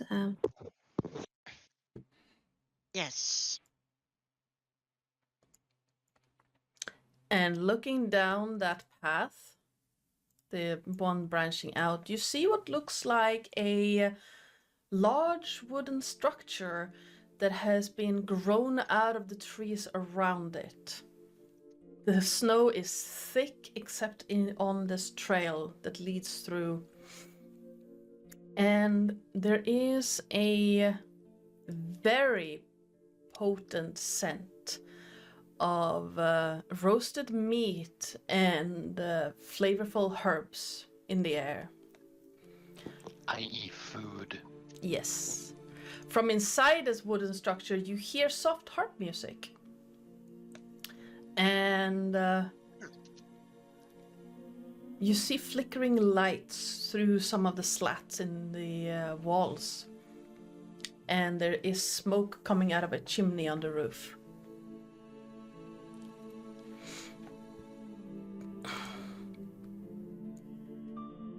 What's...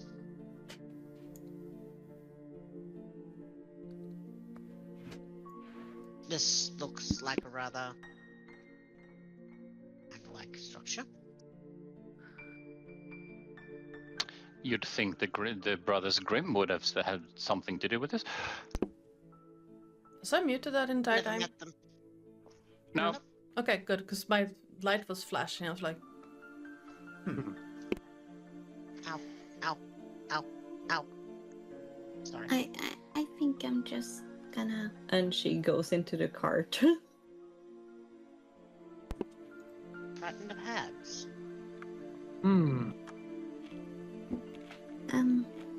Not as much frightened as in respecting them.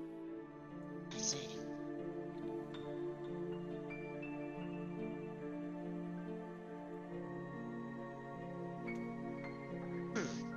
But they can be scary. I can imagine.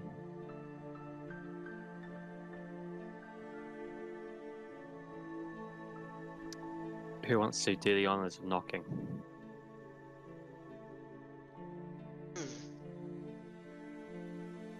Oh, I will if you like. Boyle is good at knocking.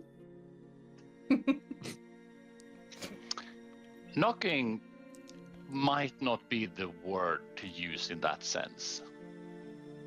I hear what you're saying though, and I see. I like how you think. I Yes. just think there should be someone with Oren if he knocks on the door. You worried I'm going to Eldritch Blast the lady that opens it?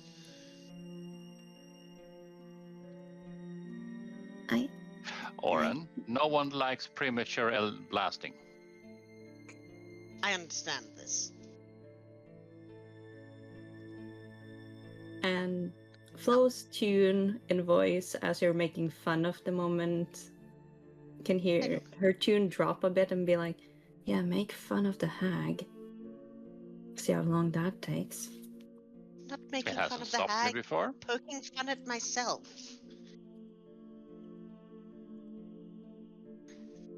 And yeah, he will wander up and he will just knock on the door. Just, hello? as you approach the door, you see this like nicely carved out archway, and across it you see what looks like lettering. Now, do you speak or read Primordial? I do not. I speak Common and Elvish. All right. I can read Primordial though. True. Blech. Sorry. Doug just... There, reading. Angry. Oh, the humanity.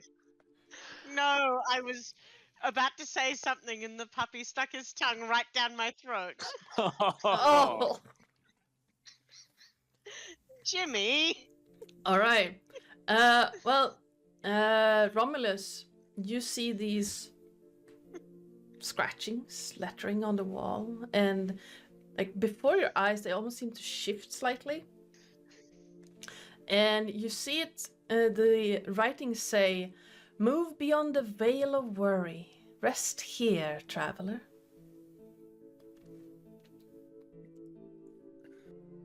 Sounds like an inn of some description. Good news, everyone.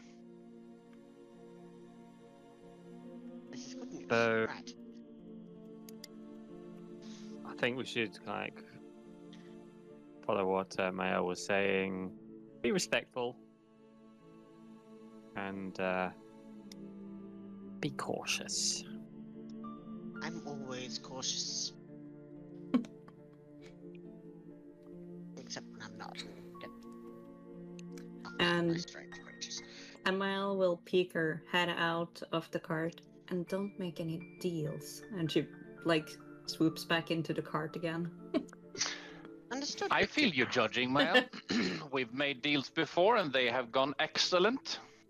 I have no intention of making any deals today.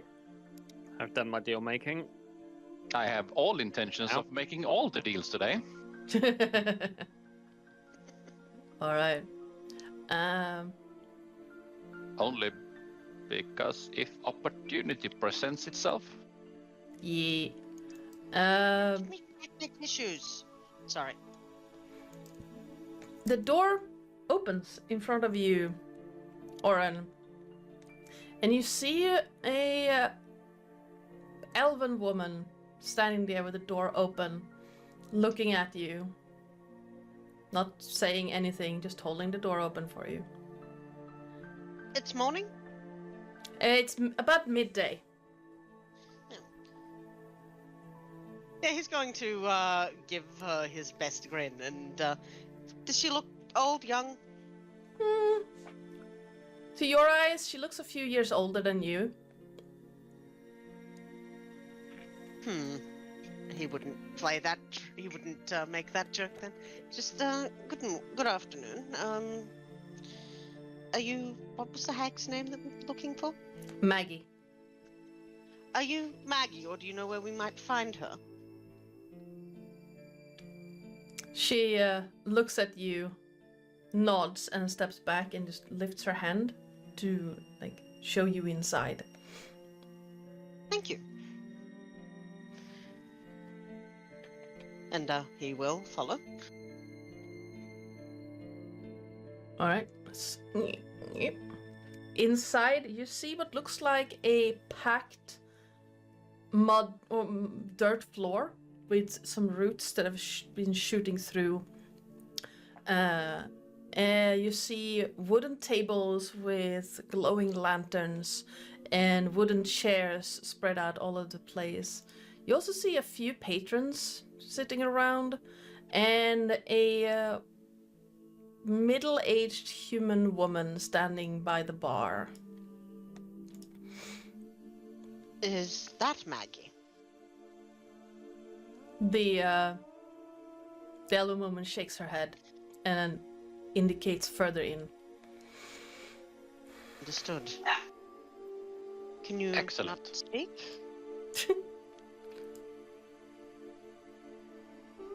And she Do just you not shakes speak? shakes her head. Understood.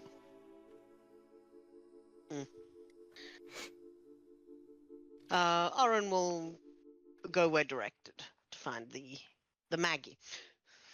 Yes, and Craren will naturally follow. All right. Your thoughts out of me, cat. As you move in, you see a rather fancily dressed human woman sitting by a table in the center of the room. And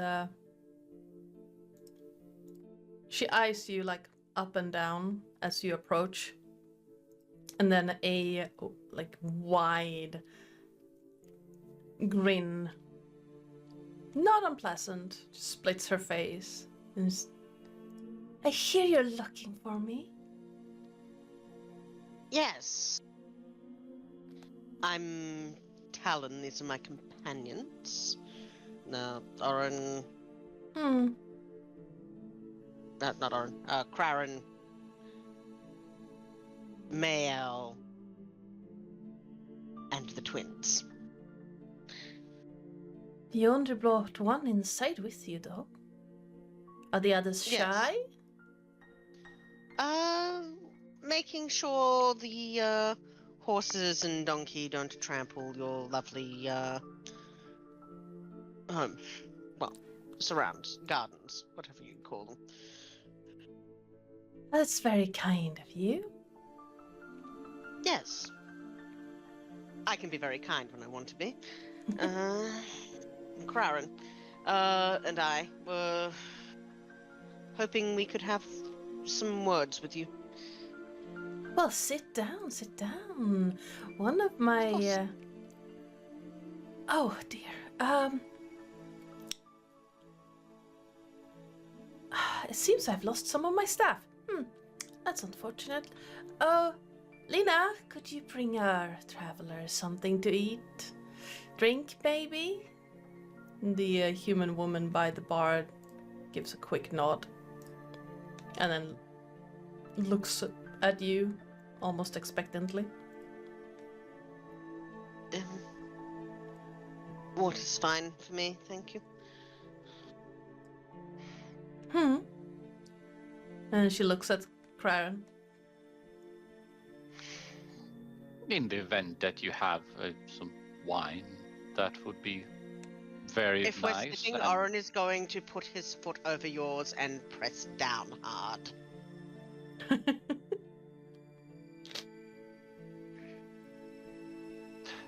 Craren will insist because he feels that much like Oren, he is very proficient with things like poisons. The woman by the bar gives you both a nod and turns around to start pouring the drinks.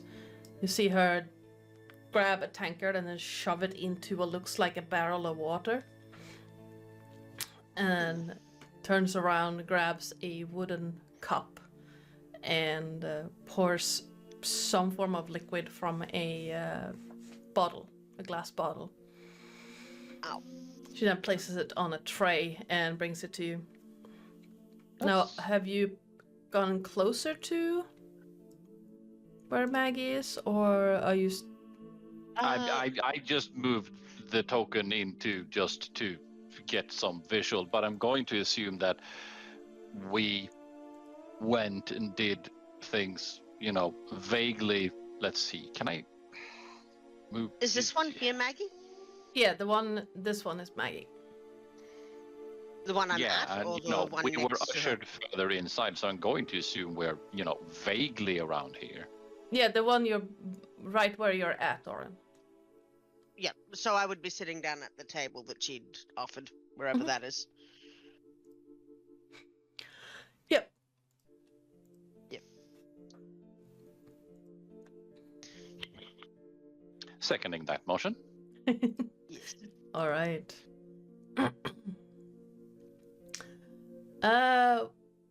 Romulus, what are you doing? After seeing Baron Oren go in, I think it might be a good idea to maybe keep an eye on them, make sure they're not getting up to any mischief. So I'm gonna make my way in and follow where they're going. All right. As you follow in, the woman Oren is speaking to looks up at you. Oh, you've decided to join us. Would you like something to eat or drink? I'm okay, thank you. But thank you very much for the offer. Of course. You're at my tavern. It's my job. Very unique tavern, I must say. I try my best. Now, why are you looking for me? We have almost a sort of proposition for you. We've spoken with the Dryads and soon to speak with the Druids, but we thought we'd at the very least let you know that railway will be coming through here in the not too distant future, and we wanted to make sure that you were okay with that. A railway? Yes. Railway.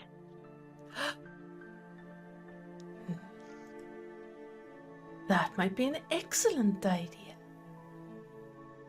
I always like it. I always like to meet new people. Yes. Well, you have so many new people in your tavern right now. All of them are old friends. Some even came back for seconds. Seconds. Yes. Well, I don't even know what to offer for this. You say you want to draw a railway through the forest, and well, if the Oak Mother has given her agreement, She has. I don't really see any problems with this. Where exactly would it go?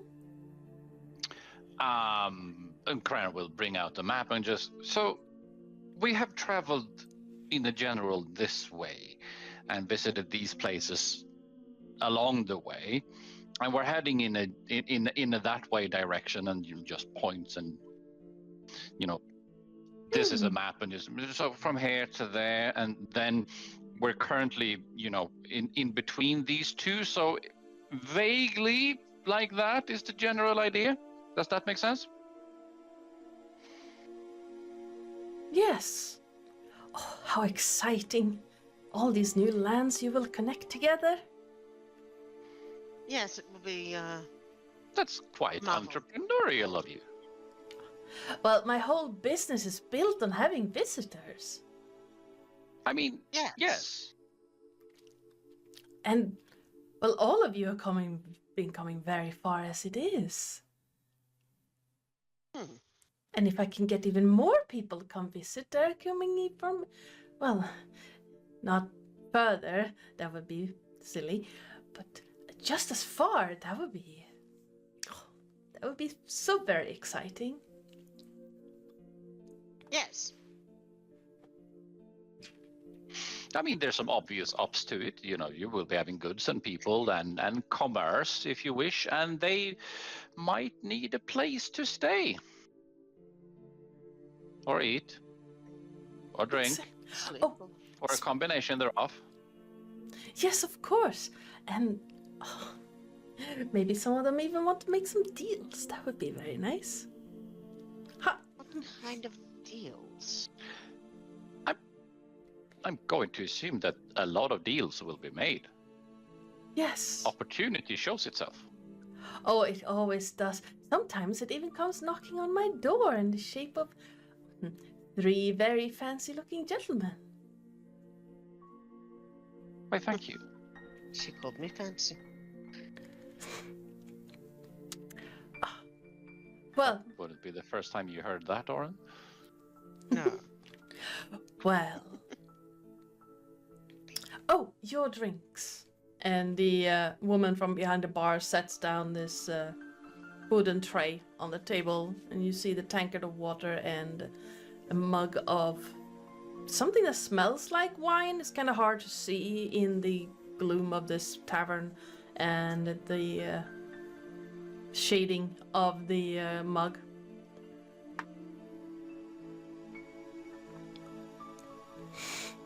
Erin is going to do something interesting right now and offer the water to his scorpion first.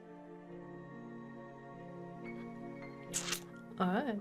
You see Maggie's eyes following the scorpion, and a very interested smile is on her face. He lives in my pocket. He also gets thirsty. Of course, all creatures need water. Yes, to survive. Now, Does it keel over? it does not. Does it stop making little scorpion sounds? No, it seems completely fine. He will then very cautiously sip the water. It is cold. Like, close to freezing cold. Very nice water you've got. Thank you. I hope it's not too well, barrel tasting. Fine. Thank you. Krar will dip the tip of his finger into the wine. Does this harm him? Nope. The wine is very cold though. Much like this general area, I'm going to assume. The tavern itself is kind of comfortable. It's not cold. And your area where you're at right now is kind of rapidly warming up. I mean, naturally, but You're thermal Just- cubed, so yeah. Yeah. yes. But no, the room itself, it's a little bit nippy, but it's not cold. Like, you would probably be comfortable with cloaks on, but you don't need like full winter gear. Yeah. The water and the wine, however, would indicate that you're in a freezer right now. So, Or a fridge at least. lady,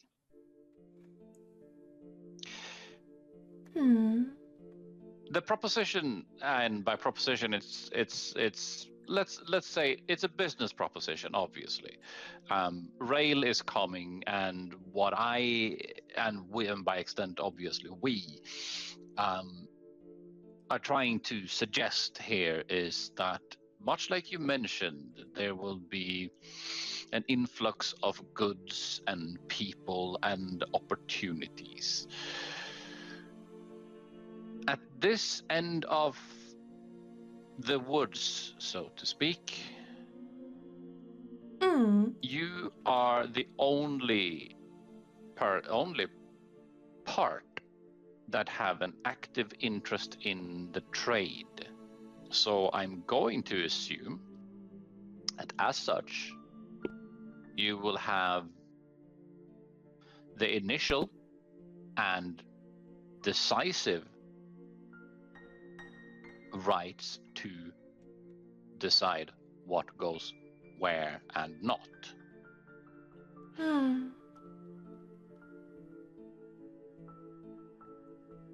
Oh, sorry. Well, you've already gotten agreements from Mother Oak, and I move from time to time, so putting something permanent down isn't really my cup of tea, so to speak. Okay. But if I have somewhere that I can come to when I need, that would be excellent. How about this? And then pulls out the map again. So, in this general area, if Yes. I were to draw a line from point A to point B here, we are currently here, and he points at the map. In what general area would it be most beneficial for you, i.e. the furthest away from Mother Oak, but close enough for you to be interesting? Where would it be most beneficial to have a stop, a station, if you wish?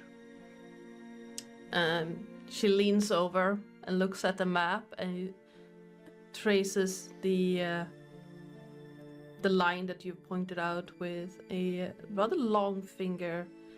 And I think, oh, of course you wouldn't like it to be too close. Yes, I think here. And she digs her nail into the map slightly, just enough to make an indent. Yeah. But not enough to actually cut through the map, but just make a little half-moon shaped indent. Excellent. So in a general, this area. Yes, I think Okay. so. Good. Because, planning logistics. Of course, yes.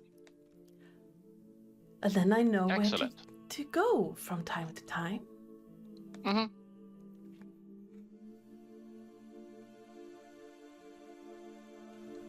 Yes. Sweet. Oh, So, player observation. It's still somewhere noon-ish, right? yeah. How far from here until? How much time from here until dark? You have about I.e., 5 how hours. far could we travel before? Yeah, you have about 5 hours before the sun starts to set. Okay. So, at which point? I mean, that's a decision that will be made if we decide to leave, obviously. But what I'm sort of pondering, player, is how far can we get away from this place, and is it reasonable to get away from this place before night? I'm going to assume the answer is yes. But what's Orange the is pros? not going to spend the night here. Yeah, that's sort of what I'm getting at. It's more of a what is the pros of staying in the freezer inside and staying in the freezer outside?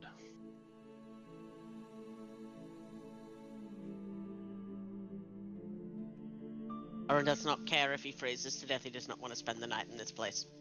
Excellent. And Monsieur Romelu? Agreed. I don't want to stay here any longer than we need to be. Excellent. Sweet. Mile. It's in the Remus. cart. She's Yeah, in the they are car. She outside. refused to go in. Okay, but then we have a consensus of the guys inside. Sweet. Now, next player observation. How do you excuse yourself from the place?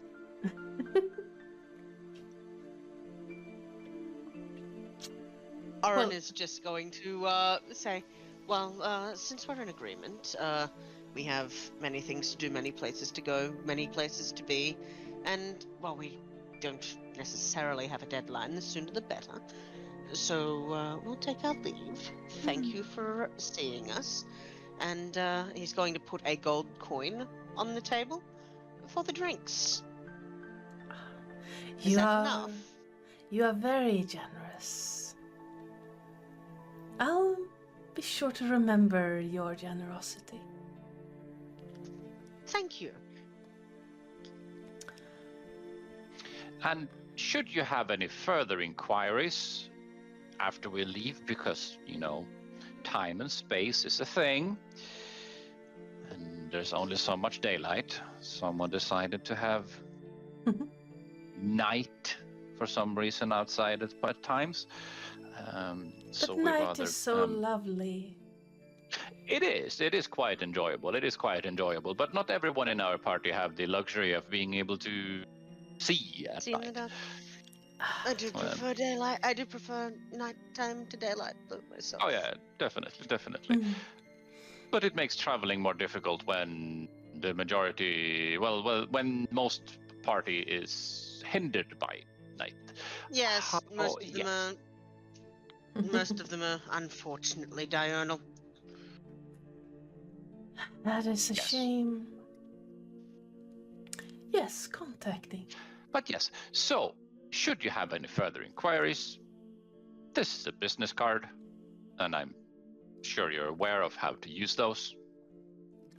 I have been given many business cards in my life. She picks it up and I'm gonna do a thing. Excellent. Then you know that. Hmm. Then you know. This one's special though.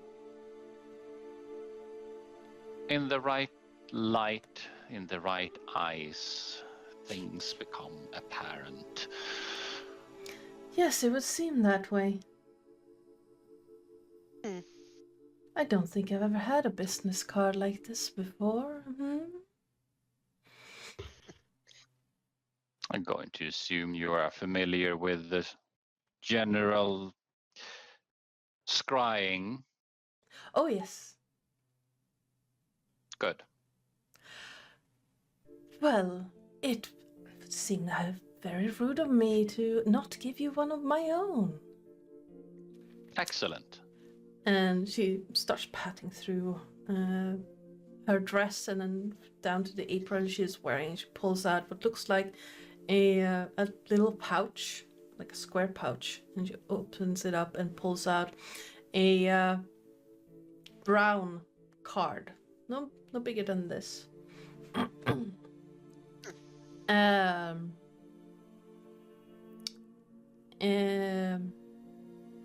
On it says Romulus would see this. The other two would only recognize the name Maggie on it. But you can read that it says Humming Maggie's Traveler's Lodge on it. But it's in Terran, which is a version of Primordial.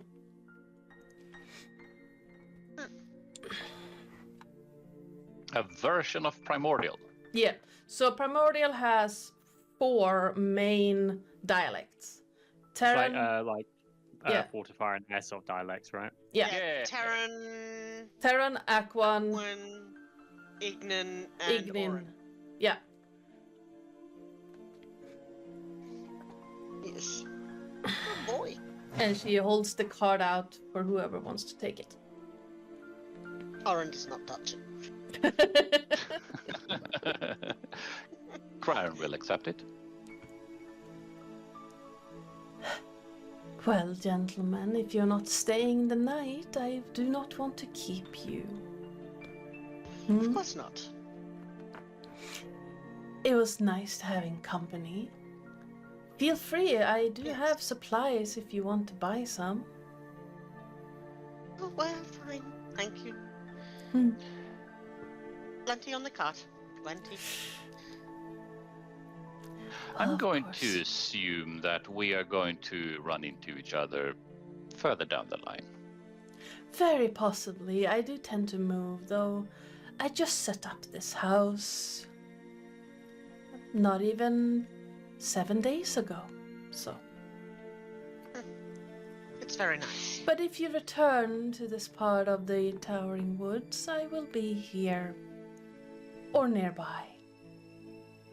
Excellent. Very good. Well,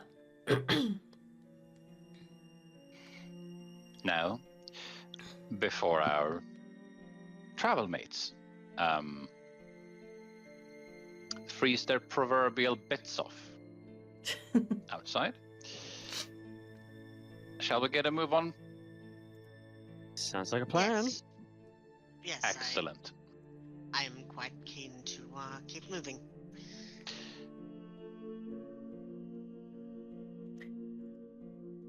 yes, that magic you were carrying. Craren, was it? It's quite handy in Yeah. the cold. It is. It's quite handy when traveling at winter to have a thermal cube about. Was keeps that the- it? Yes. It keeps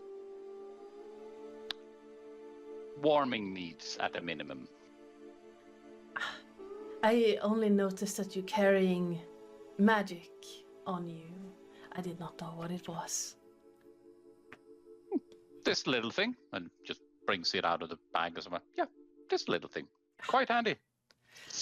I imagine. I wish I had trinkets like that to sell, but unfortunately I do not.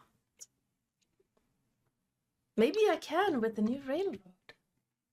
I was about to suggest that given the introduction of the railroad, I'm going to assume you should be able to. Yes. Oh, I am keeping you. I'm so sorry. Safe travels and what is it she says? Bountiful weathers. Thank you very Why, much. thank you. And for opportunities to come. To you as well. And off we fuck. As as you leave, Maggie's gonna stand up and just, Craren, was it? Yes, May I have a word? certainly. Yes.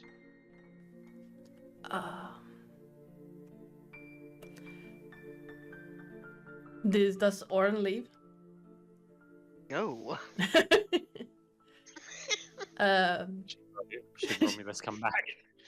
She looks at Oren and just lifts an eyebrow real quick.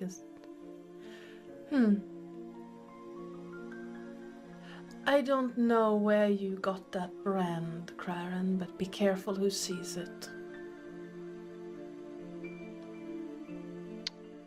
That is a tale that is as long as the day. I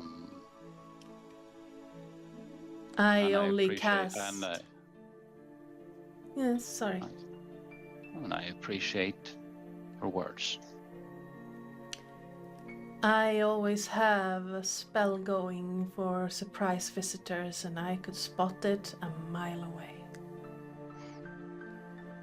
True as that may be, we also mean no harm, no foul business, and as much you already know. Oh, I am not concerned for my well-being. I just noticed that, well, it's not one of the registered 12. Be careful. It's uncommon, yes. But at which point?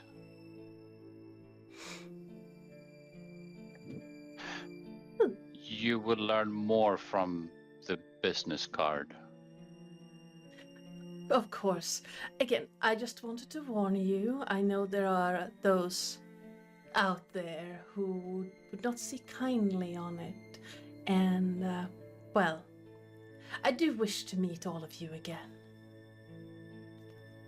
You seem nice.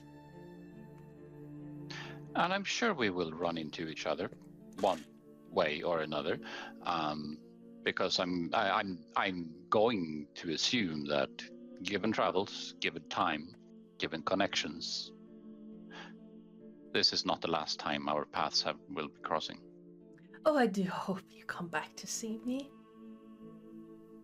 It's not every day I get gentlemen callers. Well, but yes, I keep keeping you. I'm sorry.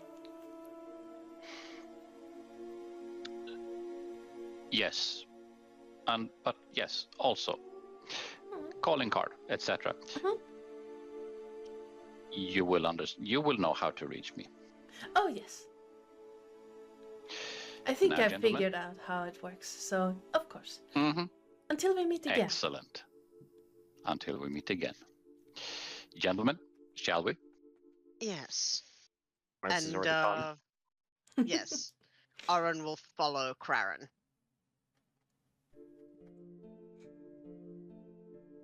And once they're outside, he'll just be, "What brand? I didn't see a brand. You're wearing I a have- brand." I have no idea what you're talking about. But I heard she. What brand? Where? I have no idea. And Craren in Elvish, but it's one of those things that it's a need to know basis, and it's one of those that will get you killed. And while I trust you, I do. It's dangerous information, not just for me. I mean no risk and harm to anyone else. Oh, yes, by all means, keep your secrets. I'm just. Every time I think I've got you figured out, something else pops up.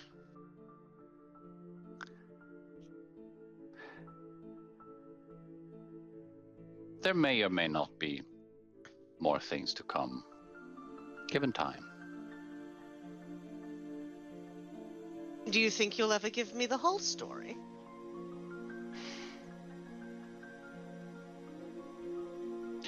Give it a few centuries, eventually you'll figure it out. That's not the same thing.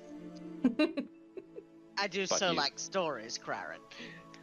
You will, however, given time, figure it out.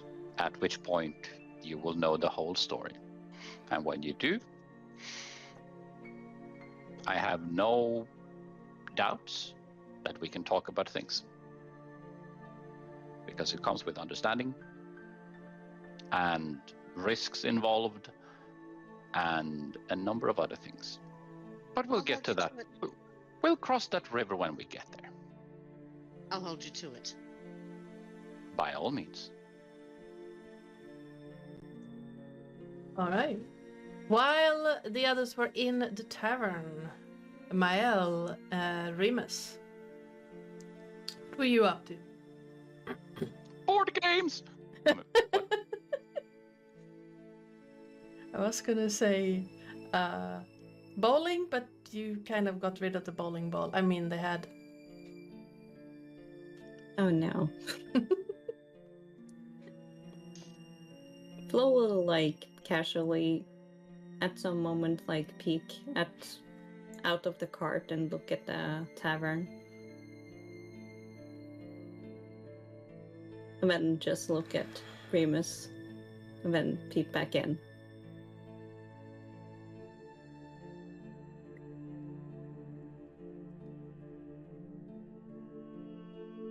Is there a problem, Mael?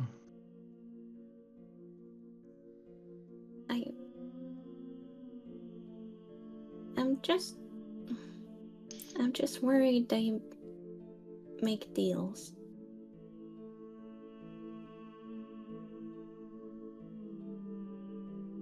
Sure, at least one of them is wise enough not to do anything too foolish.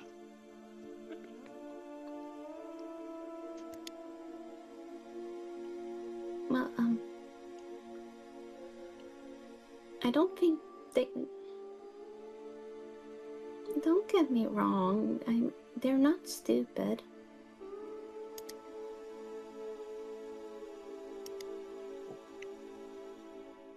But you did talk about Romulus liking to get cursed. It's not so much that like he likes to get cursed. It's more that he just has a habit of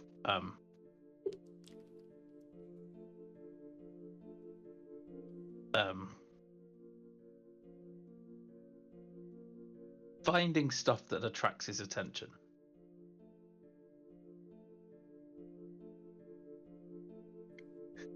I just don't want them to make deals they will regret later. Well, he's kind of already made 2 deals so far. I mean, he got rid of the first one that he was having some problems with.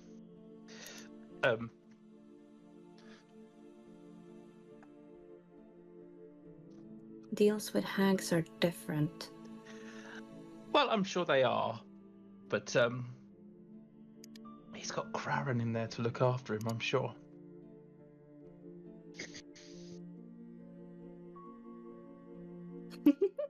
You don't know how hags work, do you? No, I don't.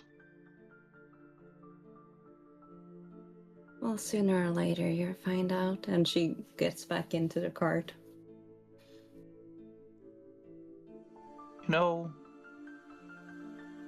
Sometimes it's easier if you just say things straight rather than allude to things. Maya.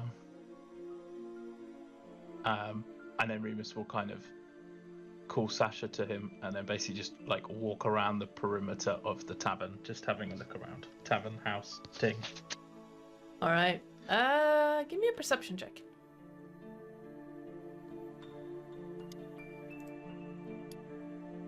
Dang.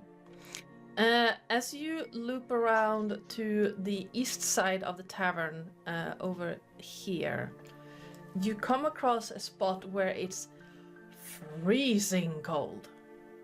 Like, it's cold in the woods. the thermal cube is inside. You're experiencing a late winter day. But by the time you get to that corner of the building, it is cold. Like your teeth start chattering kind of cold as soon as you get there.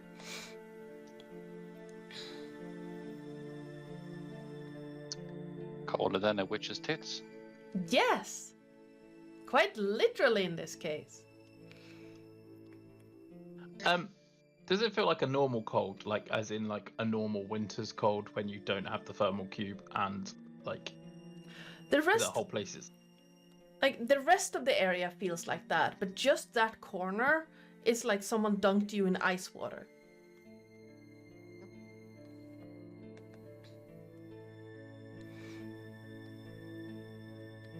Sorry. Can I take like a closer look at the corner of the building just to understand whether or not there is anything odd about it? Yeah, in the context absolutely. Of the rest of the Farcade. Yeah, I say with a 23, you take a closer look, and there's this kind of weird writing on the ground. It kind of reminds you of the sigil that was on the teleportation thing in your new house in Thraklorn. But kind of different as well. It's not it has the same kind of circular construction, but the things carved in are different. Magic shit. Yes, magic shit. Just the right person to end up reading this. Shit. I love it. Trying to work out, would he be particularly obstinate and try to play around with it? It's giving off very like you know the kind of frost mist you can get if you put ice cubes inside, or like it's almost like dry ice. Okay.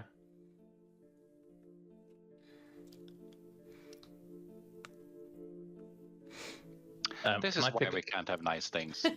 Can I try and find a stick on the ground and try and poke at it? Oh yeah, there are sticks everywhere around you. You poke at it and doesn't seem to do anything. Stick, like you feel the stick get cold up all the way up to your hand.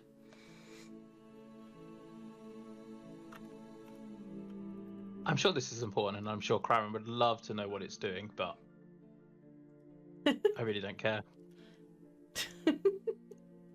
I carry on around the rest of the building. All right. The rest of the building, as soon as you leave that corner, it's almost warm when you leave that corner. It's like, you know it's cold. You can see your own breath, but it's way warmer than that particular corner.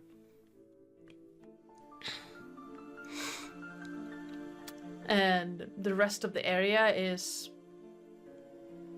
unremarkable comparatively. I mean, you see what looks like little footsteps in the snow in the corners of the building. But other than that, it could be rodents, it could be people, it could be anything really.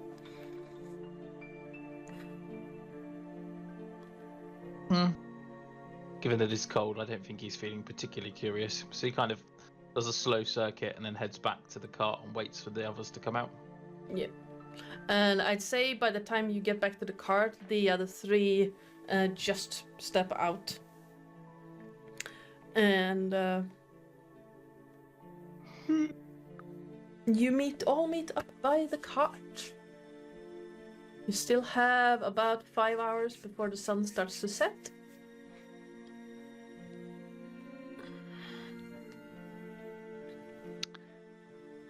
News, guys, I did not make a deal. I'm not cursed. I have exactly the same amount of curses. And limbs. when I entered the building and I left. I Could feel- Flo take a quick look inside the tavern as she peeks out before they close the door? Absolutely. Give me a perception check. Okay, that's sight base, so Mm-hmm. that is normal.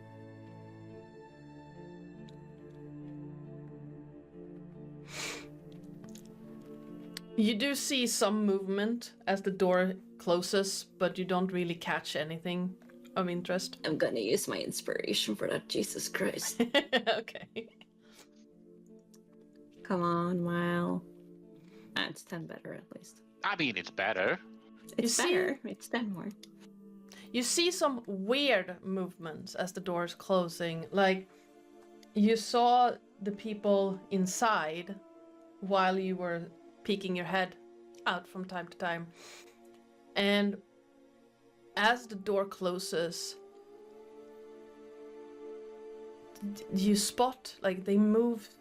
Whoever you see, like, these two, they move strangely.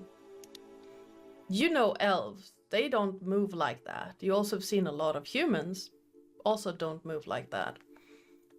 And then the door is closed. I have advantage on fiend and stuff on wisdom. Could I tell what's going on? What exactly do you have advantage on? Let's see. Where the frick did my roll 20 go? No, not roll 20. D&D Beyond, Jesus.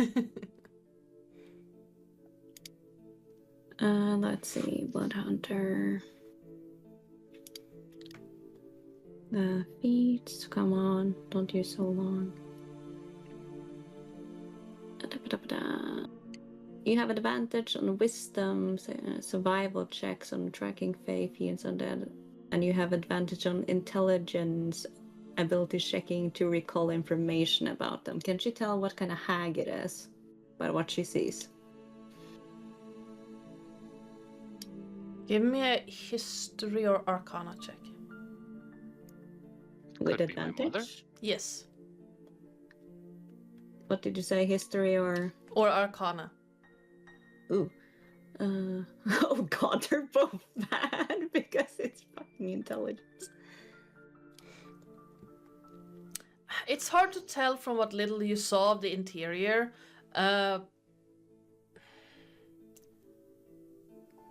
The daughters of Sorakel would never live like this. This is probably a relatively young hag, but you can't really. It's probably not a green hag, because there would be a Okay. lot more swamp if there was a green hag. And it's definitely not a sea hag, because you're not at the bottom of the sea. Uri, Yes, would Oren know about hags? give me a Player thinks this is... I'm not going to say what player thinks this is, but player has an idea what this is. Okay, History? history check, yes. I have a +0 to that. That's a 13.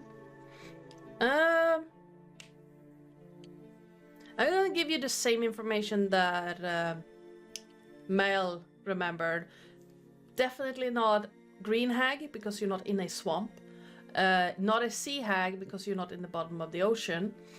And probably not a bear hag, because this is not a snow-capped mountain. Ah. And compared to the Daughters of Sorakel, this is a shack. Yes. What is the daughter of Um, Sorakel again? They are a... brain. I don't... Trinity. The three of... I don't remember in which order the three of them are, but one is a green hag, one is a anise hag, and I have to look up the third one. Give me a moment.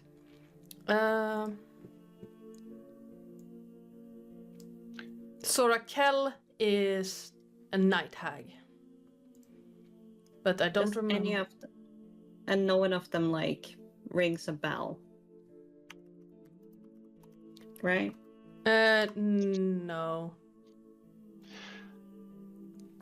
Let's Craren see. doesn't give a shit. I just rolled to see in the event that Craren would have given a shit. Would he have remembered shit? No. Okay. So Sorakatra is a green hag. Soramania is an anise hag, and Sora Terasa is a dusk hag. Ooh. Sorakel is a night hag. Get off me. Off. And since she can't tell, she will basically...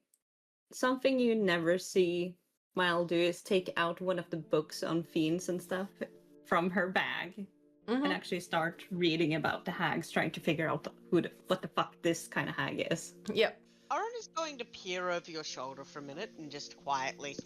And you've known him long enough that you can hear that he is a little unsettled as he goes, if it helps at all, Male, Hmm? I think she stole someone's voice. Does that ring any bell? Could have been any type of deal where the cost was the voice. It doesn't really help, sadly. The hags can take anything. Your voice, your name, your identity, your looks. But you have to make a So- deal, right? You have to make a deal. Well, yes. She can't just That- take them.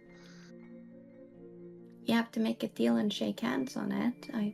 That's how you make a deal. I'm not sure. I didn't touch her. No, I'm asking Joe, like, how do you make a deal with a hag? Flo would know. It could be a handshake, it could be a verbal thing like, I agree to this.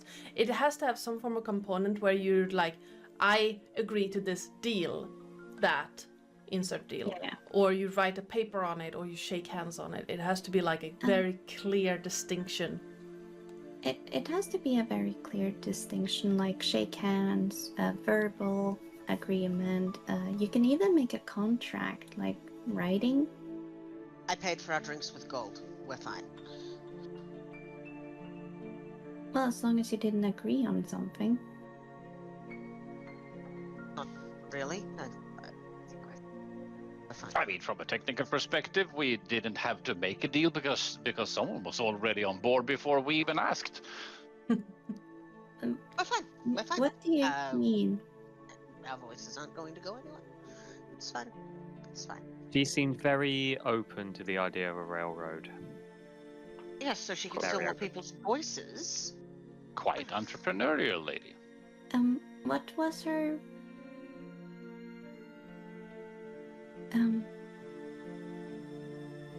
Name was Maggie? it was... No, it... What did she say exactly, if I may ask? Oh, nothing really. More of a, she was quite entrepreneurial, more of a railroad will bring business, and she's running a tavern, so more people is more business. That was her take before we even got to the part where we were going to propose that business, but you know, she already went there, and yeah, we didn't really get to the business proposition end of the deal because she was already on board with more customers equals good before we got to ask to poise that. So I don't really know, but she was positive to the cause before we even got to propose the cause, which is kind of strange, but it was still nice because that made explaining things a lot easier. Well, you just gave a hag new people to fuck around with. What you're expecting? Yeah, that's not our problem. Our Yes. problem is to make sure the rail is happening, and commerce is commerce. That's none of our business, really.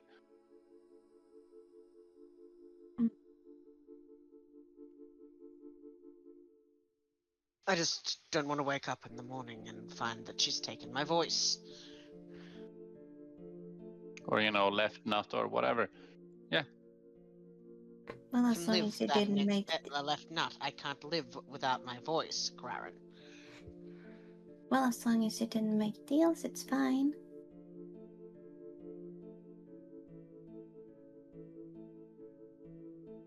Well, depending on what kind of hag she is, of course. We've made all kinds of deals over the years, and by we I mean I. But this crew, we've made all kinds of deals, but so far, deals have only benefited us. Speak for yourself. I am.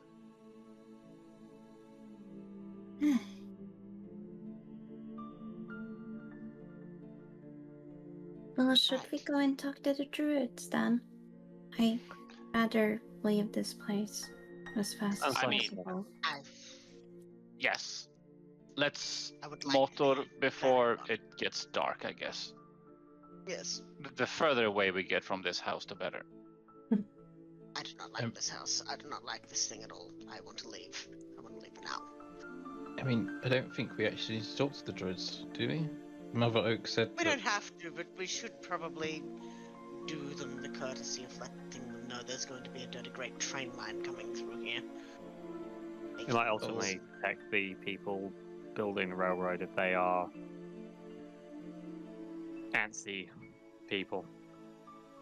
Okay. It's more of a nicety than anything else. All right. And I think we will wrap it there for today. Yay!